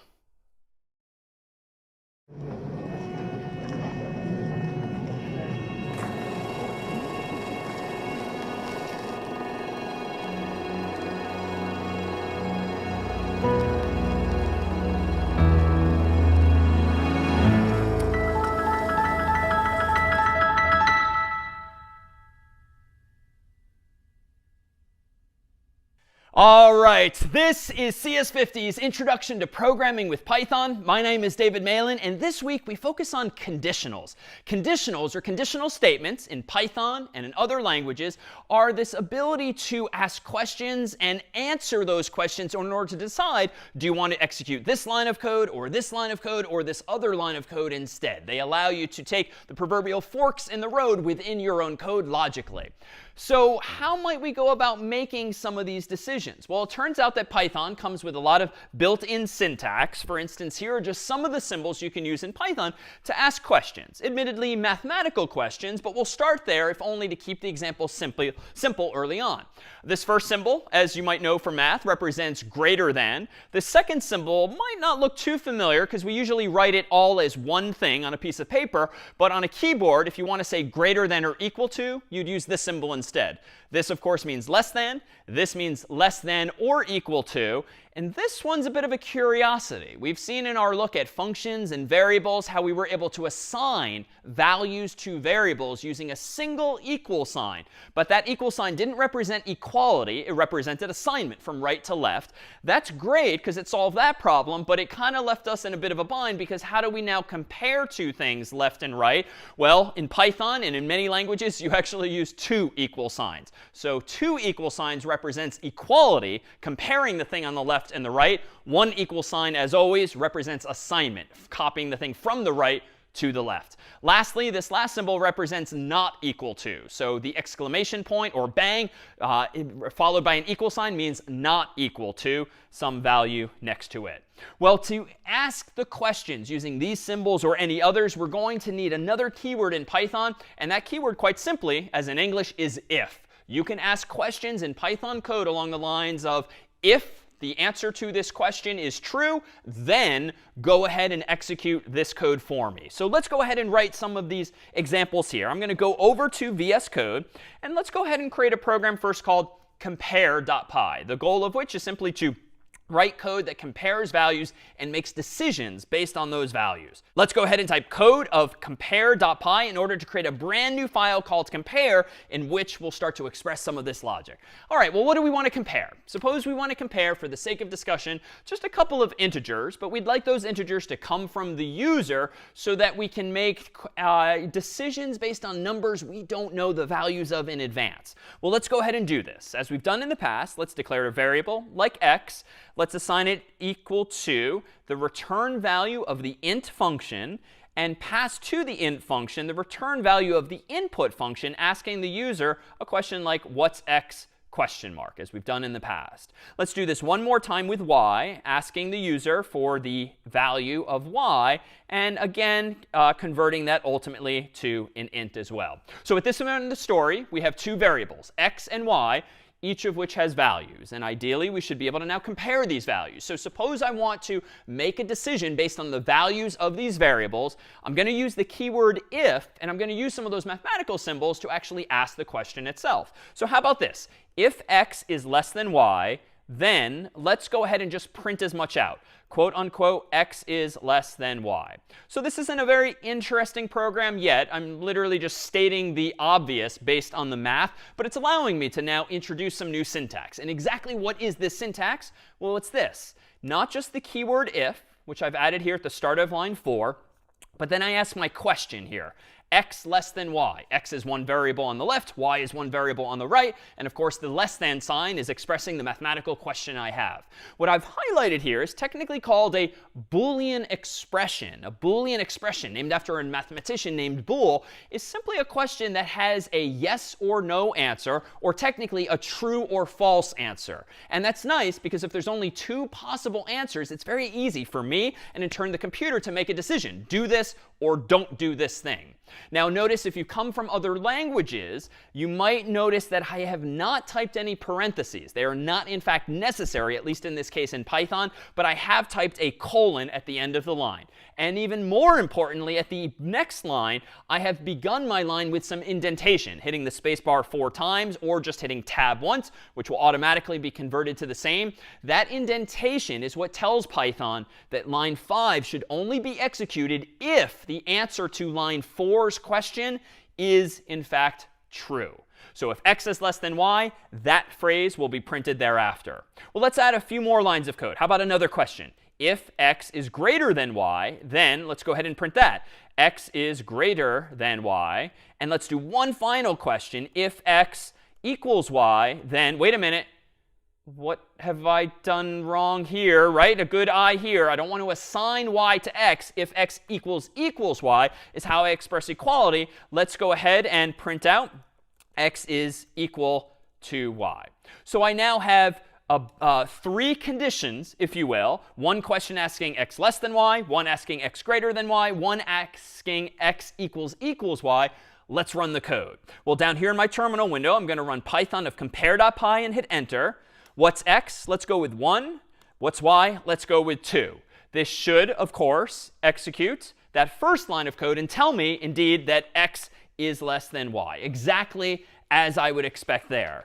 Well, what just happened, though, in code? Well, let's take a look, perhaps, at this same code visually, particularly if you're a more visual learner. This, I dare say, is what just happened. So what we're looking at here is a flow chart. It's a diagram of this program's logic. And more technically, it shows the program's control flow. That is, the ability of you in code to control the flow of a program, generally from top to bottom. In fact, let me go ahead and zoom in on the top of this flow chart. And you'll see an oval at the very top that says quite literally start.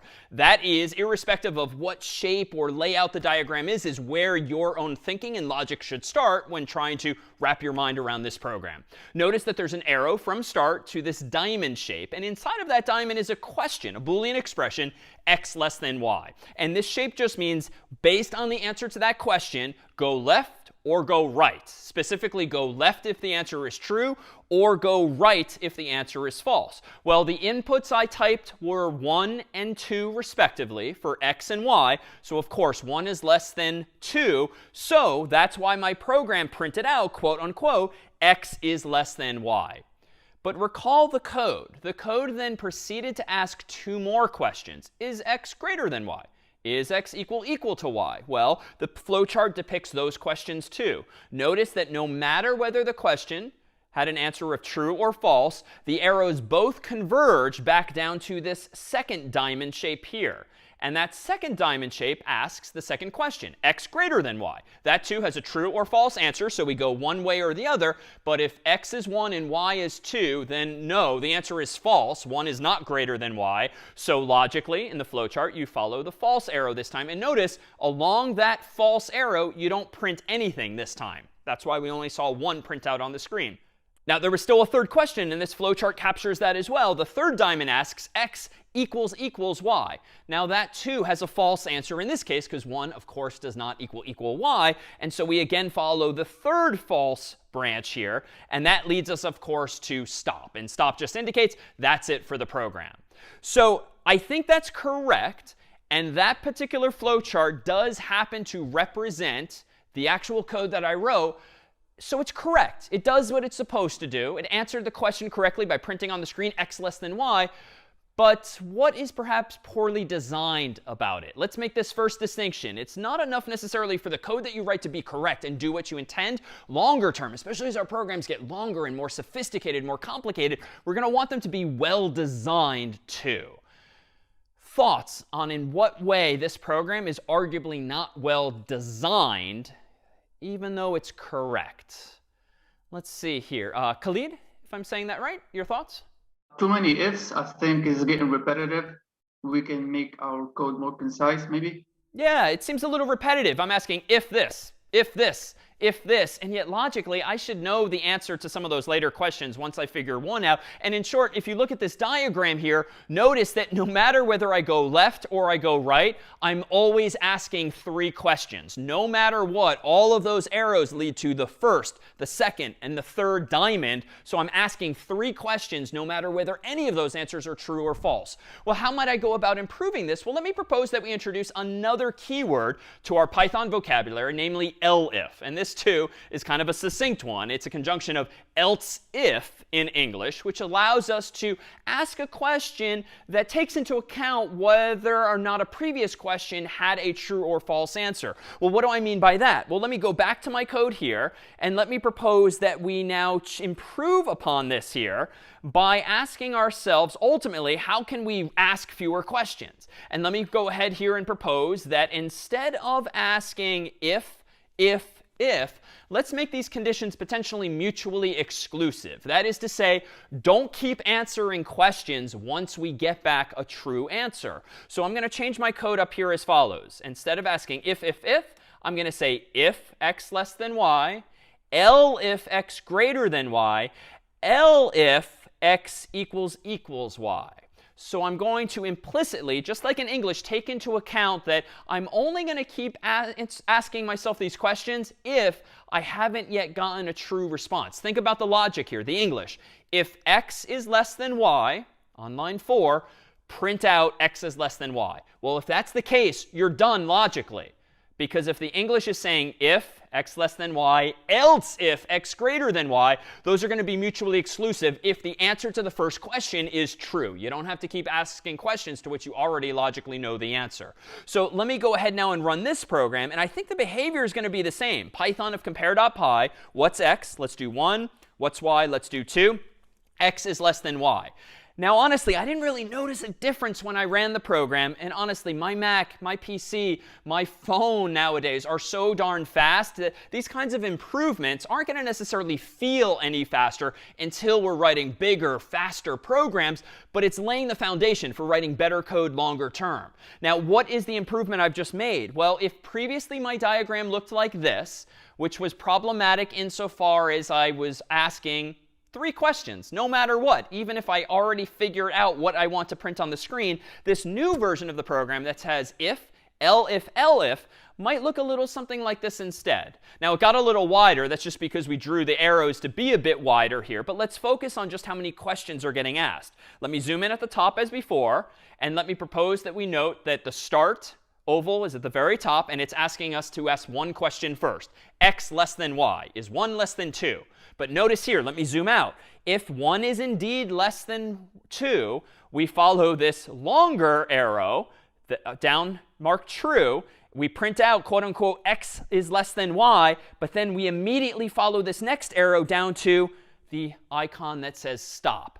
So that's what's implied by doing if, elif. If we get back a true answer right away to that first if, we're going to print out x is less than y and then stop. We're logically at the end of the program. So this picture is just representing graphically what the code is actually doing. But suppose I typed in something else. Suppose that my code actually ran and I typed in 2 for x and 1 for y. That is to say, the answer to the first question is now false, but the answer to the second question is now true. Because, of course, 2 is greater than 1. Well, let's go back to the diagram. Same as before. We start at the very top where it says start. The very first question up here now, x less than y, is an answer of false because no, 2 is not less than 1. So we follow this arrow to the next question, this diamond. Is x greater than y? Well, yes. 2 is greater than 1. So now we follow this left arrow, which is true. We print out, quote unquote, x is greater than y, and then stop. So what's the improvement? Well, in the first case, we got lucky and we only had to ask one question, and boom, we're done. This time, we had to ask 2 questions, but then boom, we're done. Only if x happens to equal y do we actually find ourselves logically getting all the way down to this final elif in my code. And pictorially, only if x is equal to y do we find ourselves going all the way down to the third diamond, the third question, asking is it equal to y or not. Now, hopefully the answer at that point is not false. We've included a false arrow just so that the program itself is well defined. But logically, we shouldn't actually be getting there anyway, because it's got to be less than or greater than or equal to in this case. Well, let me pause here to see if there's any questions now, either on the code version thereof here or on this diagramming of that very same logic. Questions here on this control flow? Aren't we supposed to put an else at the end? A good question. And yes, so that's going to be my third and final approach. And if you don't mind, let's pivot there right away. Identifying a third keyword that indeed exists in Python that allows us to be even better at expressing this logic, to design this program even better. And that's going to solve a particular problem. So if I take us back to our code here, notice that what I've highlighted earlier, elif x equals y, it's not wrong to ask that question. In fact, if you're trying to be especially thorough, it makes perfect sense to check if x is less than y, greater than y, or equal to y. But why don't I need to ask this third and final question? We don't need to ask if x is equal to y anymore, because logically, if the 2 conditionals evaluate to false, there is only one conditional that will evaluate to true, and that is x is equal to y. Exactly. If we're all pretty comfortable with math and comparisons here, of course, x is either going to be less than y, greater than y, or equal to y. But once you rule out the first 2 scenarios, logically, it's got to be the case that x must equal y if it wasn't the case that it's less than or greater than. So Hope proposed that we use this other keyword, else. And how do we use this? Well, exactly as we might in English. Let me go back to my code here. And instead of bothering to ask the third and final question, let's not ask a question at all. Let's just have this catch-all, so to speak, a final line of code that says else, just assume that x is equal to y, therefore printing it as well. So what's the upside of that? My code is still going to work exactly the same. And again, my computer's so darn fast, I don't even notice that it's working even faster than it was before. But we would notice these kinds of things if we were doing a lot more work, a lot bigger programs here. But let me run Python of compare.py. Let's do, for instance, 1 and 2. It still works for that. Let's do 2 and 1. Still works for that. Let's do 1 and 1. And it indeed now works for that. But in these cases now, let's consider the path we just went down. Previously, our diagram, when we had if, elif in place, looked a little something like this.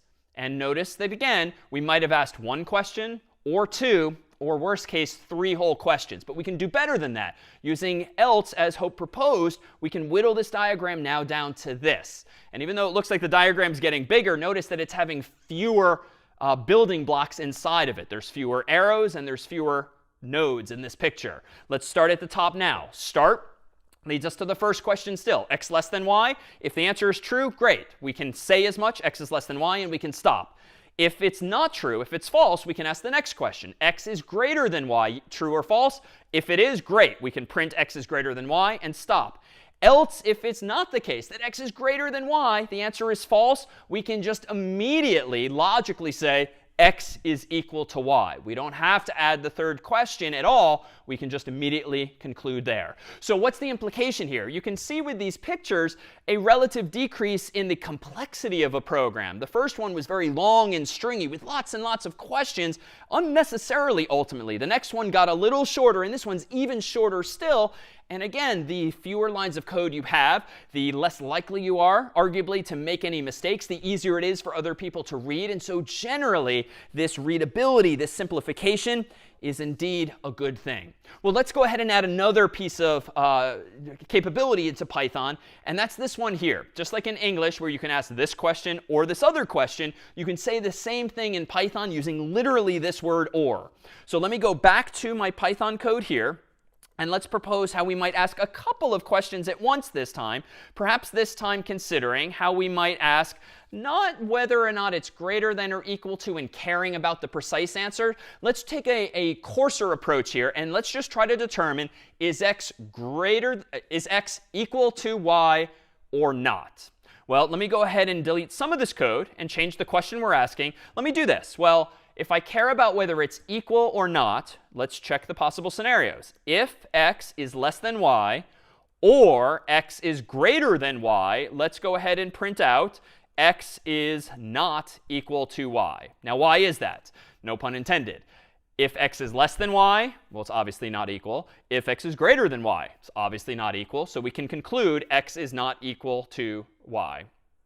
So if we instead want to make sure that it is equal to, we can just use Hope's else, using print, quote unquote, x is equal to y. And again, why is this? Well, if x is less than y or x is greater than y, they're obviously not equal. Otherwise, logically, they must be equal in fact. So let's run this. Let's go ahead and run Python of compare.py. What's x? 1. What's y? 2. OK, x is not equal to y. Let's do it again. But 2 for x, 1 for y. X is not equal to y. And one third time, how about x is 1 and y is 1? X is now equal to y. Now, if we want to compare that visually too, let me propose that the picture looks a little something like this. And again, this is the exact same thing logically, but it's a pictorial representation thereof. What's the first question? Well, if x is less than y, well, then we follow the true arrow and we say, quote unquote, x is not equal to y, and then we stop. But what if x is not less than y? What if it's greater than y? What if it's 2 and 1 respectively? Then the answer to x less than y's first question is false. So we go here. We ask the second question because of the or, and that asks, is x greater than y? If so, notice this. We can kind of reuse some of the same parts of this picture and just say x is not equal to y. We don't need to add arrows and add boxes unnecessarily. We can reuse lines of code, parts of the picture, just as we have lines of code. And then we stop. Lastly, we have the following. If we know that x is not less than y, we know that x is not greater than y, it must be the case that x equals y. We don't need to ask a third question, another diamond. We can just immediately print as much and then say stop as well. Well, what could I do here? I bet I could improve this code slightly. And if we really want to be nitpicky, I would argue that this is now really just a minor refinement, but it's a good habit to get into thinking about, could my code be better? Could my code be simpler? Could I improve this code further? It's subtle, but could I improve the design? Could I ask fewer questions? Could I tighten it up, so to speak? What do folks think? You can ask if x is just equal to y. Then it will print x is equal to y, else x is not equal to y. Perfect. Recall one of the other symbols we saw in the available list earlier. We can check not just less than or greater than or equal to. We can literally ask the question, is it not equal to? Why are we wasting time asking if it's less than or if it's greater than? Well, if all you care about is it not equal, I think we can do exactly that. Let's just ask the one simple question we do care about. And so let me go back up here and let me just say, not both of these questions. Let's get rid of the or. Let's just say if x is not equal to y, then go ahead and print x is not equal to y. And that, too, I think is going to work exactly the same. But the picture now looks a little bit different. Notice that this was our flow chart earlier that represented that same logic. And there's a bit of complexity. You got to go left. You got to go right based on the answer to these couple of questions. If we now take into account what this version of the program looks like, it's even simpler, perhaps the simplest one we've seen yet. When we start off the program, we ask just one and only one question. Is x not equal to y? And if so, true, we go ahead and print out x not equal to y. If the answer is false, then of course it must be equal to y, so we say that instead. And if we really want, we could invert this. If I go back here to my code, and if for whatever reason you just prefer to think in terms of equal or not equal, as opposed to not equal or equal, it's really up to you. We could change this to be equals equals, but I'm going to have to change my print statements to be in the opposite order. So let me go ahead now and reverse these two here and move the second one first and the first one second. So now when I execute this code, I'm asking still just one question. So it's still just as good, just as succinct. But now the diagram, instead of looking like this, is going to change the not equal to equal equal. And we just need to make sure that we print out the right thing accordingly. And again, here too, just as the code is getting a little more compact with fewer and fewer characters, so are these diagrams, these flowcharts, capturing the relative simplification of each of those programs too. All right, let me go ahead and pause here to see if there's any questions now on any of these versions of code. Yeah, I have a couple of questions. What if indentation is not used? If indentation is not used, your program will not work. So Python is a little different from a lot of languages in that it enforces the indentation requirement. Some of you who have been programming for years might not necessarily be in the best habit of indenting your code properly. And one of the features, arguably, of Python is that it makes you indent your code or it will not just work. And I think, did you have one other question? Is the colon necessary? Is the colon necessary? Yes, the colon too is necessary. So with Python, what you see is what you get here. And indeed, it needs to be indented, and the colon is necessary. Python does not use in the same way by convention as C and C++, and Java curly braces to connote blocks instead. It relies indeed on this indentation. Well, let me propose that we introduce one other keyword here in Python to see exactly how we might combine additional thoughts. And that's going to be literally the word and, a conjunction of one or two or more questions that we might want to ask at once. And let me propose here that we explore this kind of logic by way of another program altogether in VS Code, whereby I'll go ahead now and create a new program, say, called grade.py. Let's consider exactly what grade a student should get based on their score on an exam or a test or a quiz or some other assignment like that.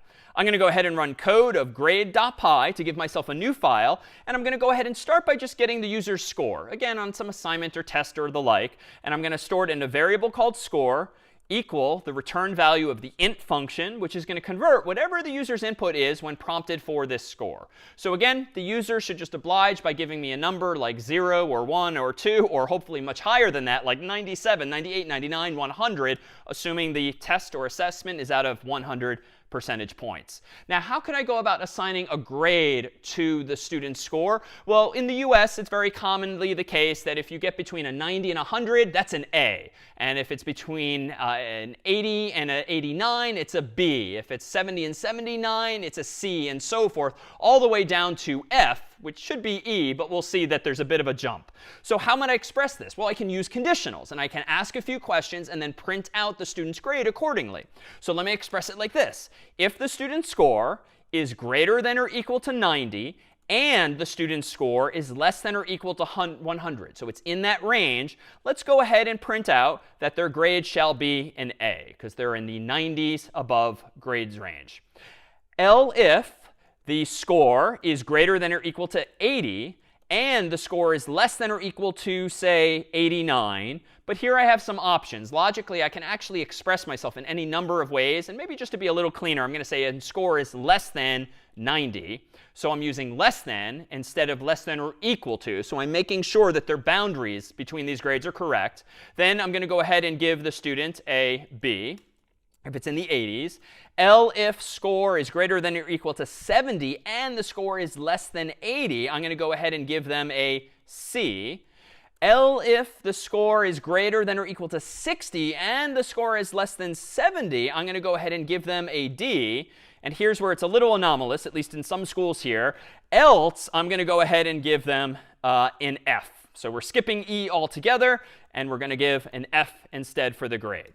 So that's the catch-all. And I think logically I've gotten this correct, at least based on where I went to school growing up, such that it's going to give an A or a B or a C or a D. Else, it's going to assume that you got an F. Well, let's try just a few of these here. Let's run python of grade.py. My score is, let's start strong, 100. All right, I got an A. Didn't do as well the next time. Maybe it's a 95. Still an A. Starting to slip further, so I got an 89 the next time. That's now, say, a B. And let's say I really had a bad week and it's now like a 71. That's now a C. Or I didn't even submit it at all. That's an F altogether. All right, so it seems to work. That's not really an exhaustive test, but at least based on some sampling there, my code seems to work as I expect. But let's see if we can't tighten this up. It's not wrong. It's correct. And indeed, according to my own specifications, I dare say this code is correct. But can we tighten it up? Can we reduce the probability of bugs now or down the line? Can we increase the readability of it? And can we increase the efficiency of it? Can we get the computer to have to answer fewer questions and still get the same result? Well, let's see what we might do. Let me just kind of switch things up, if only to demonstrate that we can use these symbols in different ways. I could say, as I've done, if score is greater than or equal to 90. But I can actually do this. I can flip it around. Instead of saying greater than or equal to, let's say 90 is less than or equal to score. And here, let's say if 80 is less than or equal to score. And here, 70 is less than or equal to score. And then lastly, 60 is less than or equal to score. So it's the same thing logically. I'm just kind of switching things around, just like you could do on paper pencil if you really wanted. But now notice this trick, and this is not possible for those of you who have programmed in C or C++ or Java or other languages. Notice what I can do here is actually combine these ranges. Notice that I'm asking two questions, two Boolean expressions. Is 90 less than or equal to score? And is score less than or equal to 100? Well, Python allows you to nest these things like this and chain them together. And just like you would on paper pencil in the real world, you can encode in Python do this, which is just a little cleaner, right? It's tightening up the code a little bit. It's fewer keystrokes. It's faster to type. It's easier to read moving forward. So that's arguably better as well. So that's one improvement. It's largely aesthetic in this case. It's still asking the same number of questions, but it's doing it a little more succinctly still. Well, what more could I do here next? Well, you know what? Each time I'm deciding these grades, I don't think I have to ask two questions. I don't have to ask, is it greater than 90 and less than 100? Is it greater than 80 and less than 90? If I kind of rethink my logic, I can maybe do this better still. Let me propose that we simplify this further and just do this. If we know the input for the moment is going to be within 0 and 100, we can make some assumptions. We could say something like, if the score is greater than or equal to 90, well, the student gets an A. If the score is greater than or equal to 80, the student gets a B. If score is greater than or equal to 70, they get a C. If the score is greater than or equal to 60, they get a D, else they get an F. So what have I done here? Well, instead of asking 2 questions every time, checking the lower bound and the upper bound of that range, I'm kind of being a little more clever here by asking if the score is greater than 90, well, they've obviously gotten an A or better. If your score is greater than 80, well, you either deserve an A if it's really strong or a B if it's just above 80. But because of the if logic, we've already checked, is the student's score greater than 90? And if it's not, then we're asking the question, well, is it greater than 80? So you implicitly know it's somewhere in the 80 to 89 range. Else, you know it's in the 70 to 79 range. Else, it's in the next range down. So it's a minor optimization that allows us to ask fewer questions. But again, it's making the code arguably a little more readable, certainly more succinct, and then hopefully more maintainable longer term. Any questions then on these types of changes and this type of logic with our code? What if we don't use elif at all? What if we write the code in F? Yeah, so that's a good question because it's actually going to have an unintended effect here. Let me get rid of the F temporarily and just focus on A through D. If we revert to where we began today's story with conditionals, saying if, now our cleverness here of using broader strokes and not using an upper and lower bound ranges is going to come back to be a downside. Let me go ahead and run Python of grade.py. And suppose my score is 95. I am so darn excited. I want my A. But nope, I just got an A, a B, a C, and a D. So logically, that's broken things. Because if you don't make these conditions mutually exclusive, every one of those questions is going to get asked and therefore answered. And even if your grade is above a 90, it's also logically above an 80, above a 70, above a 60. And if I'd kept it in there, I would have failed as well with an F. Really good question.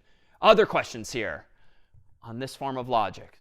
Like, would there be any, I guess, better way to kind of clean up even just this simple statement like we had before, the previous one that you had with the else if? Oh, I like your enthusiasm for simplifying things further. I'm going to go out on a limb here and say this is about as good as it gets, at least using only conditional statements. I can, if my mind wanders, think of a slightly more clever way to do this, maybe with something called a loop or another programming construct. We don't have that yet in our vocabulary. But yes, there's absolutely other ways to do it. But I think not yet if we want to restrict ourselves to just words like if and or and else and elif and the like. Well, let me propose that we pivot now to use another approach here that uses one other symbol that up until now we've not really had occasion to use.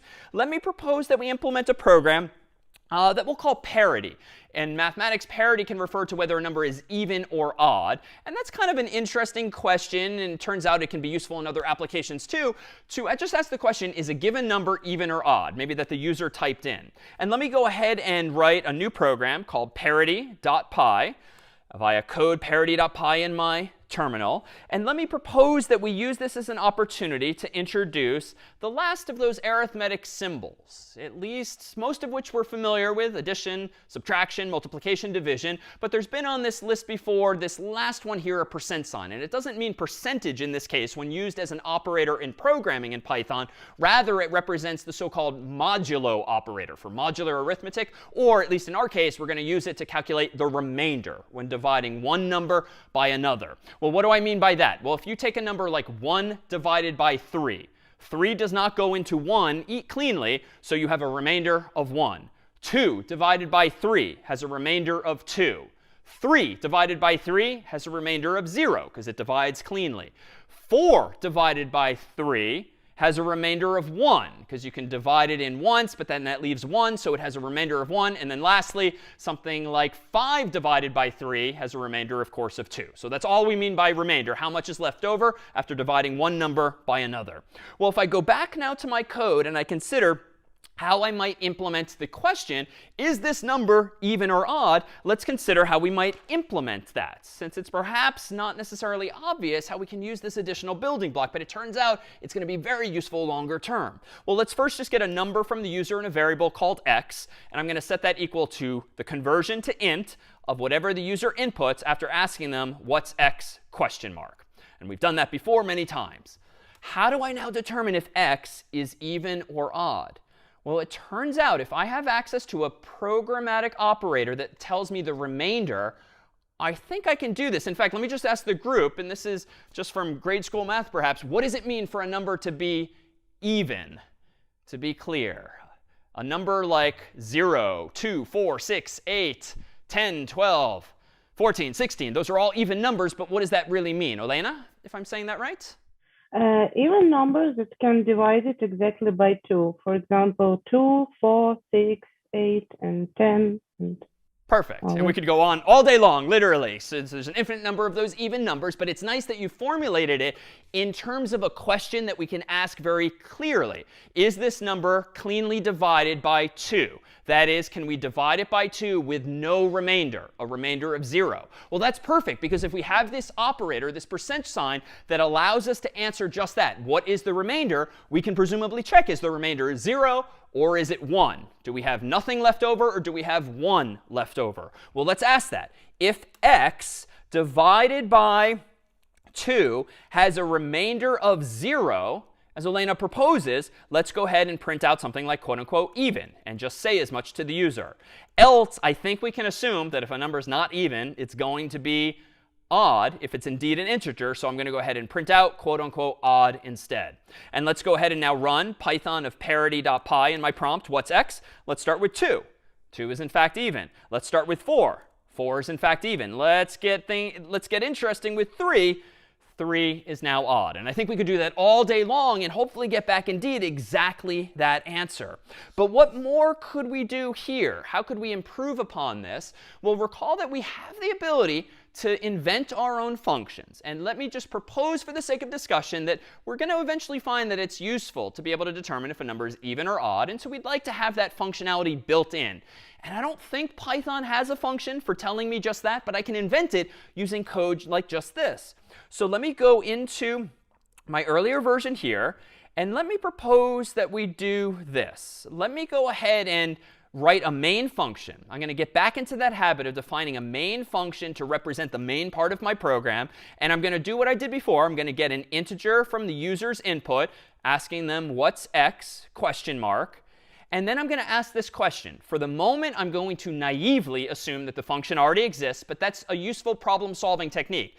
Even if I have no idea yet where I'm going with this, how I'm going to invent a function that determines if a number is even, I'm just going to assume that there's a function called isEven. And I'm going to call it blindly like this. If isEven, passing in x, then go ahead and print quote unquote even. So if this magical function called isEven returns true as its return value, I am going to print out that it's even. Else, otherwise, I'm going to assume that it's, of course, odd. Now, the one problem with this program, even if I call main over here, is that isEven does not exist. And this program would break if I ran it right now. But that's OK. I have the ability, recall, to invent my own function. So let me define with def a function called isEven. I want this function to take an argument, and I'm going to call it n, just a number, generically. I could call it x, but again, I don't want to confuse myself as to which x is which, so I'm going to give it a different name, and that's fine. I'm just going to call it more generically n for number. And then I'm going to do this. I'm going to say if n %2 equals 0, just like before, then, and here's the magic, you, the programmer, can actually return what are called Boolean values. We've seen in Python that Python has strs or strings, ints or integers, floats or floating point values, all of which are different types of data in Python. Python also has a fourth data type called bool for a Boolean value. And even though this is just adding to our list, the nice thing about bools is that they can only be true or false. An int can be any number of an infinite possible values. A bool can only be true or false. And it must be capital T and capital F if you're writing itself. So if I go back now to my code and I consider exactly what I want to return here, well, if n %2 equals 0, that is, if n divided by 2 has a remainder of 0, well, I think it's even to, Elena, your definition, so let's return true, capital T. Else, If it doesn't have a remainder of 0, I'm pretty sure mathematically it's got to have a remainder of 1, but it doesn't matter. I know it's not even, so I'm going to return false. And we return false instead, capital F. And now that we've defined both main and is even, and I'm calling main at the bottom, I think I've got this right. Python of parity.py, enter. What's x? Let's try something simple like 2. And it's even. Let's do it again. What's x? How about 4? Even. Once more. What's x? How about 3? And it's odd. Now, what have I done here? I've just made the point that if I want to create my own function called isEven that answers this question for me that I can now use in this program and heck, maybe future programs that I write, I now have a function that no one gave me. I gave myself that I can use and reuse. And I can even perhaps share it with others. I'm using that function now on line 3 just to make a decision. I'm using a conditional up there. And my Boolean expression, something that's true or false, is going to be not something explicit like x less than y or y greater than x or the like. It's going to be a function call. I'm using a function as my Boolean expression, but that's OK because I know, because I wrote it, that that function isEven returns true or it returns false. And that's all I need in a conditional to make a decision to print even or print odd. So let me pause here to see if there's any questions now on how I've implemented isEven using this bool. Hello, hi David. First of all, thank you for this wonderful class. Day before yesterday and today, sir. I have just one query, like basis on my background of Java. There, when we used to pass the arguments, we can also pass the address of the variables. So is there any sort of this concept in Python? Short answer, no. Those who are unfamiliar with Java or other languages, or C or C++, there's generally ways to pass values in different mechanisms that allow you or disallow you to change them. In Python, no. Everything we're going to see is actually, in fact, an object, but more on that down the line. How about time for one more question here on these bools and these isEvens? So I actually had a question about defining a function, if that's OK. Sure. So if you define one, are you like within your code, like you made it up, are you allowed to use the dot operator like we did name.strip and use it like that? Good question. If you've created your own function, can you use other functions like .strip or .title or .capitalize that we've seen in the past? You can use those on strings. Those functions come with strings. You can't necessarily use them on your own functions unless your function returns a string. For the examples you gave, I'm returning a bool. Bools have no notion of white space to the left or the right. You can't call strip. You can't call capitalize. But if you were writing a different function that returns a string, absolutely, you could use those functions as well. Well, let me turn our attention, if I may, back to this example here and consider, as we now frequently do, can we improve on the design of this code? Can I make this particular program better? And I can. There's a couple of ways here, and I'll show you something that's now generally known as something Pythonic. There's actually this term of art in the Python world where something is Pythonic if it's just the way you do things in Python. Which is to say, we've seen already there's so many different ways to solve certain problems. And in the Python community of programmers, there tend to be some ways that are smiled upon more than others. And they tend to relate to features that maybe only Python has, but not other languages. And here's some syntax that you might not have seen in languages like Java or C or C++ if you've programmed before. And if you've never programmed before, this too is going to be new. Instead of asking a question like this, if else, using 4 lines, in Python, you can actually collapse this into just one more elegant line, if you will. Instead of asking if n divided by 2 has a remainder of 0, return true, else return false, let me delete all of that and just say this. Return true if n divided by 2 has a remainder of 0, else return false. Now, those of you who do have prior programming experience might actually think this is kind of cool. You can condense from 4 lines into 1 line that very same thought. And one of the reasons why Python is popular is that it does tend to read rather like English. It's not quite as user-friendly as most English or most human languages. But notice now, the line does rather say what you mean. Return true if n divided by 2 has a remainder of 0, else false. I mean, that's pretty darn close to something you might say logically in English, be it about even and odd, or really anything else. So that program is going to work exactly the same. Python of parity.py, let me type in 2, it's still even. Let me type in 3, it's still odd.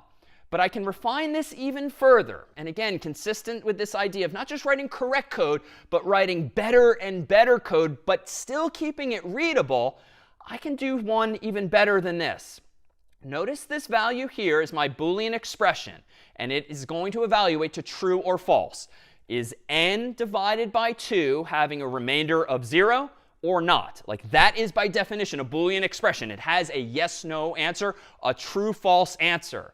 Well, if your Boolean expression itself has a true or false answer, why are you asking a question in the first place? Why ask if? Why say else?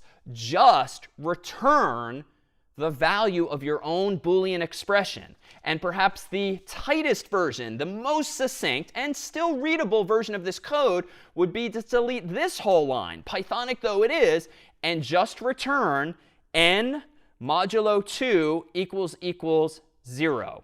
If it helps, let me add parentheses temporarily, because what's going to happen in parentheses will happen first.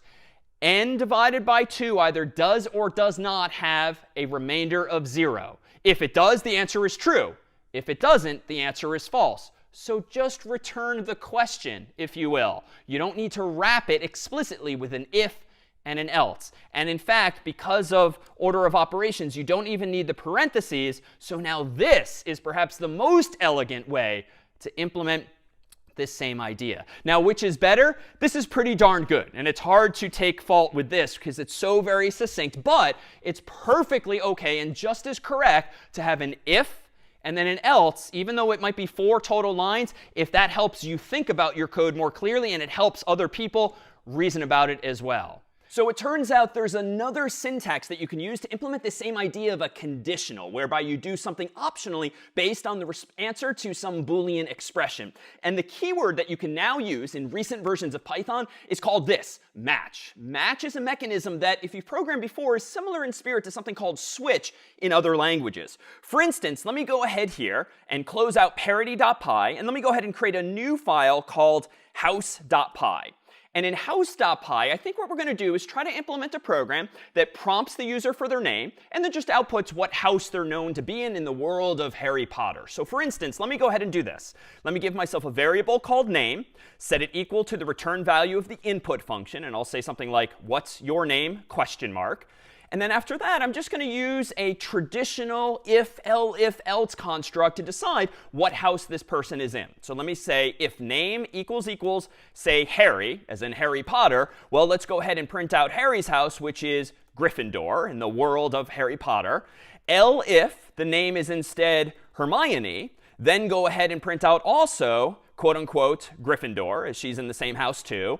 If name equals Ron, let's go ahead and similarly print out Gryffindor, quote unquote. And let's make this a little more interesting now. If name equals, quote unquote, how about Draco Malfoy in the books? Let's go ahead and print out, quote unquote, Slytherin. And just in case someone else's name gets inputted for now, let's just suppose that we don't recognize them and say, by default, else print out, quote unquote, who? Question mark, just to convey that we don't actually have a hard-coded response to that particular name. Let me go ahead now and run this as Python of house.py, enter, and I'll go ahead and type in something like Harry. And voila, we see that Harry is indeed in Gryffindor. Let's run it one more time, Python of house.py. Let's type in Draco this time, Slytherin, and now let's type in an unrecognized name. Let's go ahead and rerun Python of house.py, and let's go ahead and type in Padma, enter. And who? Because we haven't actually hard-coded with an if condition in this case what house Padma is meant to be in.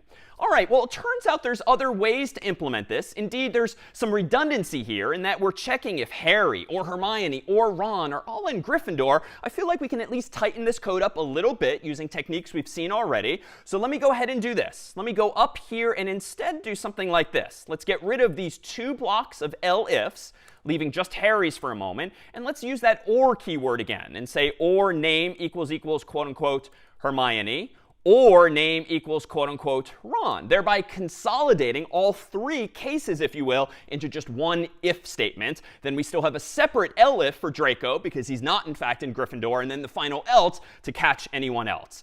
All right, let me go ahead now and run this version of the program, Python of house.py. I'll type in Hermione this time. She too is still in Gryffindor. Let me try it with Ron, and that too still seems to be correct.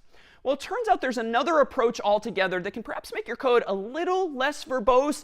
You could imagine how complicated this code might get if we had not just Harry and Hermione and Ron, but a whole bunch of other names as well for Gryffindor, for Slytherin, and for all of the other Hogwarts houses. So you could imagine that code just getting pretty unwieldy pretty fast. Well, it turns out another technique you can use is indeed this keyword called match, which is very similar in spirit, but the syntax is different and allows you to express the same ideas a little more compactly. So let me go back to house.py, and let me propose that I get rid of my current if, elif, else approach, and instead do this. Literally use the keyword match and type the name of the variable or value that we want to match on.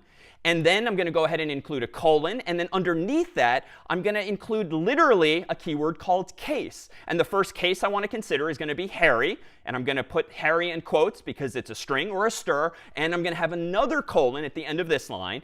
And indented under that one, I'm going to go ahead and, for now, print out Gryffindor, which of course is Harry's house. Otherwise, I'm going to have another case for quote unquote Hermione. And similarly, I'm going to have under that indented print quote unquote Gryffindor, close quote. Now I'm going to have another case for Ron, also in quotes with a colon. Now print quote unquote Gryffindor. And now I'm going to have other case for, let's say, Draco. This one gets a little more interesting because Draco, of course, now is in Slytherin. And then I'm going to go ahead and leave it as that for now. So let me go ahead and save this file and go back down to my terminal window running Python of house.py, enter, and let's go ahead and try Harry. And he seems still to be in Gryffindor. Let's run it again for Hermione. Enter. Gryffindor. Let's skip ahead to Draco and type in Draco's name. He's indeed in Slytherin. Now let's try another name that we haven't handled a case for, like Padma again. Enter. And we're just ignored. There's no output whatsoever because there wasn't a case for Padma. Now, we could, of course, go back in and explicitly add one for Padma. But what if we, similarly to the else construct, just want kind of a catch-all that handles anyone whose name is not explicitly specified? Well, it turns out the syntax for that, using this new match statement, is to still have another case, but then to use this single underscore character, which is used in other contexts in Python. But for here, it's meant to say whatever case has not yet been handled, go ahead and print out, as we did before, for instance, quote unquote, who, with a question mark at the end. Now let's go ahead and rerun this. Python of house.py. I'll type Padma's name again, and this time I think we're at least going to get an explicit response indicating who, whereas previously we did not have the equivalent of that. Now, I think we've regressed a little bit. We went from tightening things up by putting Harry and Hermione and Ron all on the same line in the same if statement. But here we have now three case statements again for all three of those. Well, we can tighten this code up as well, but the syntax is going to be a little bit different. I'm going to go ahead and delete these two middle cases for Hermione and Ron. And then up here next to Harry's name, before the colon, I'm going to go ahead and use a single vertical bar and then a quote unquote Hermione. Then another single bar and do quote unquote Ron. And this is how, using this relatively new match statement, you can say the equivalent of Harry or Hermione or Ron, but more concisely than you could using an if statement alone as we implemented it previously. So now one final run of the program with Python of house.py. Let's make sure that Harry's still in Gryffindor. Let's make sure that Hermione's still in Gryffindor. Let's make sure that Ron is still in Gryffindor. And indeed, all three of them are. Now, as always with Python and programming more generally, there's going to be different ways you can solve these problems. This is just another tool in your toolkit. Arguably, it has tightened things up. Arguably, it's perhaps a little more readable because there's a little less syntax going on, a little less duplication of equal signs and elif and elif and elif all over the place. But ultimately, this would be an equally correct approach to that same problem. But it turns out with the match statement, you can do even more powerful forms of matching as well. Here, we've used it simply to implement the same idea as that if, elif, else construct. And it's worth noting, if you've programmed in some other language, the syntax here is indeed correct. You do not need, for instance, a break statement, as has been peppered throughout. And you don't need something like default or something explicit. You indeed just use this underscore as your catch-all at the end of the match. So just by adding in some of these new keywords here, like if and else,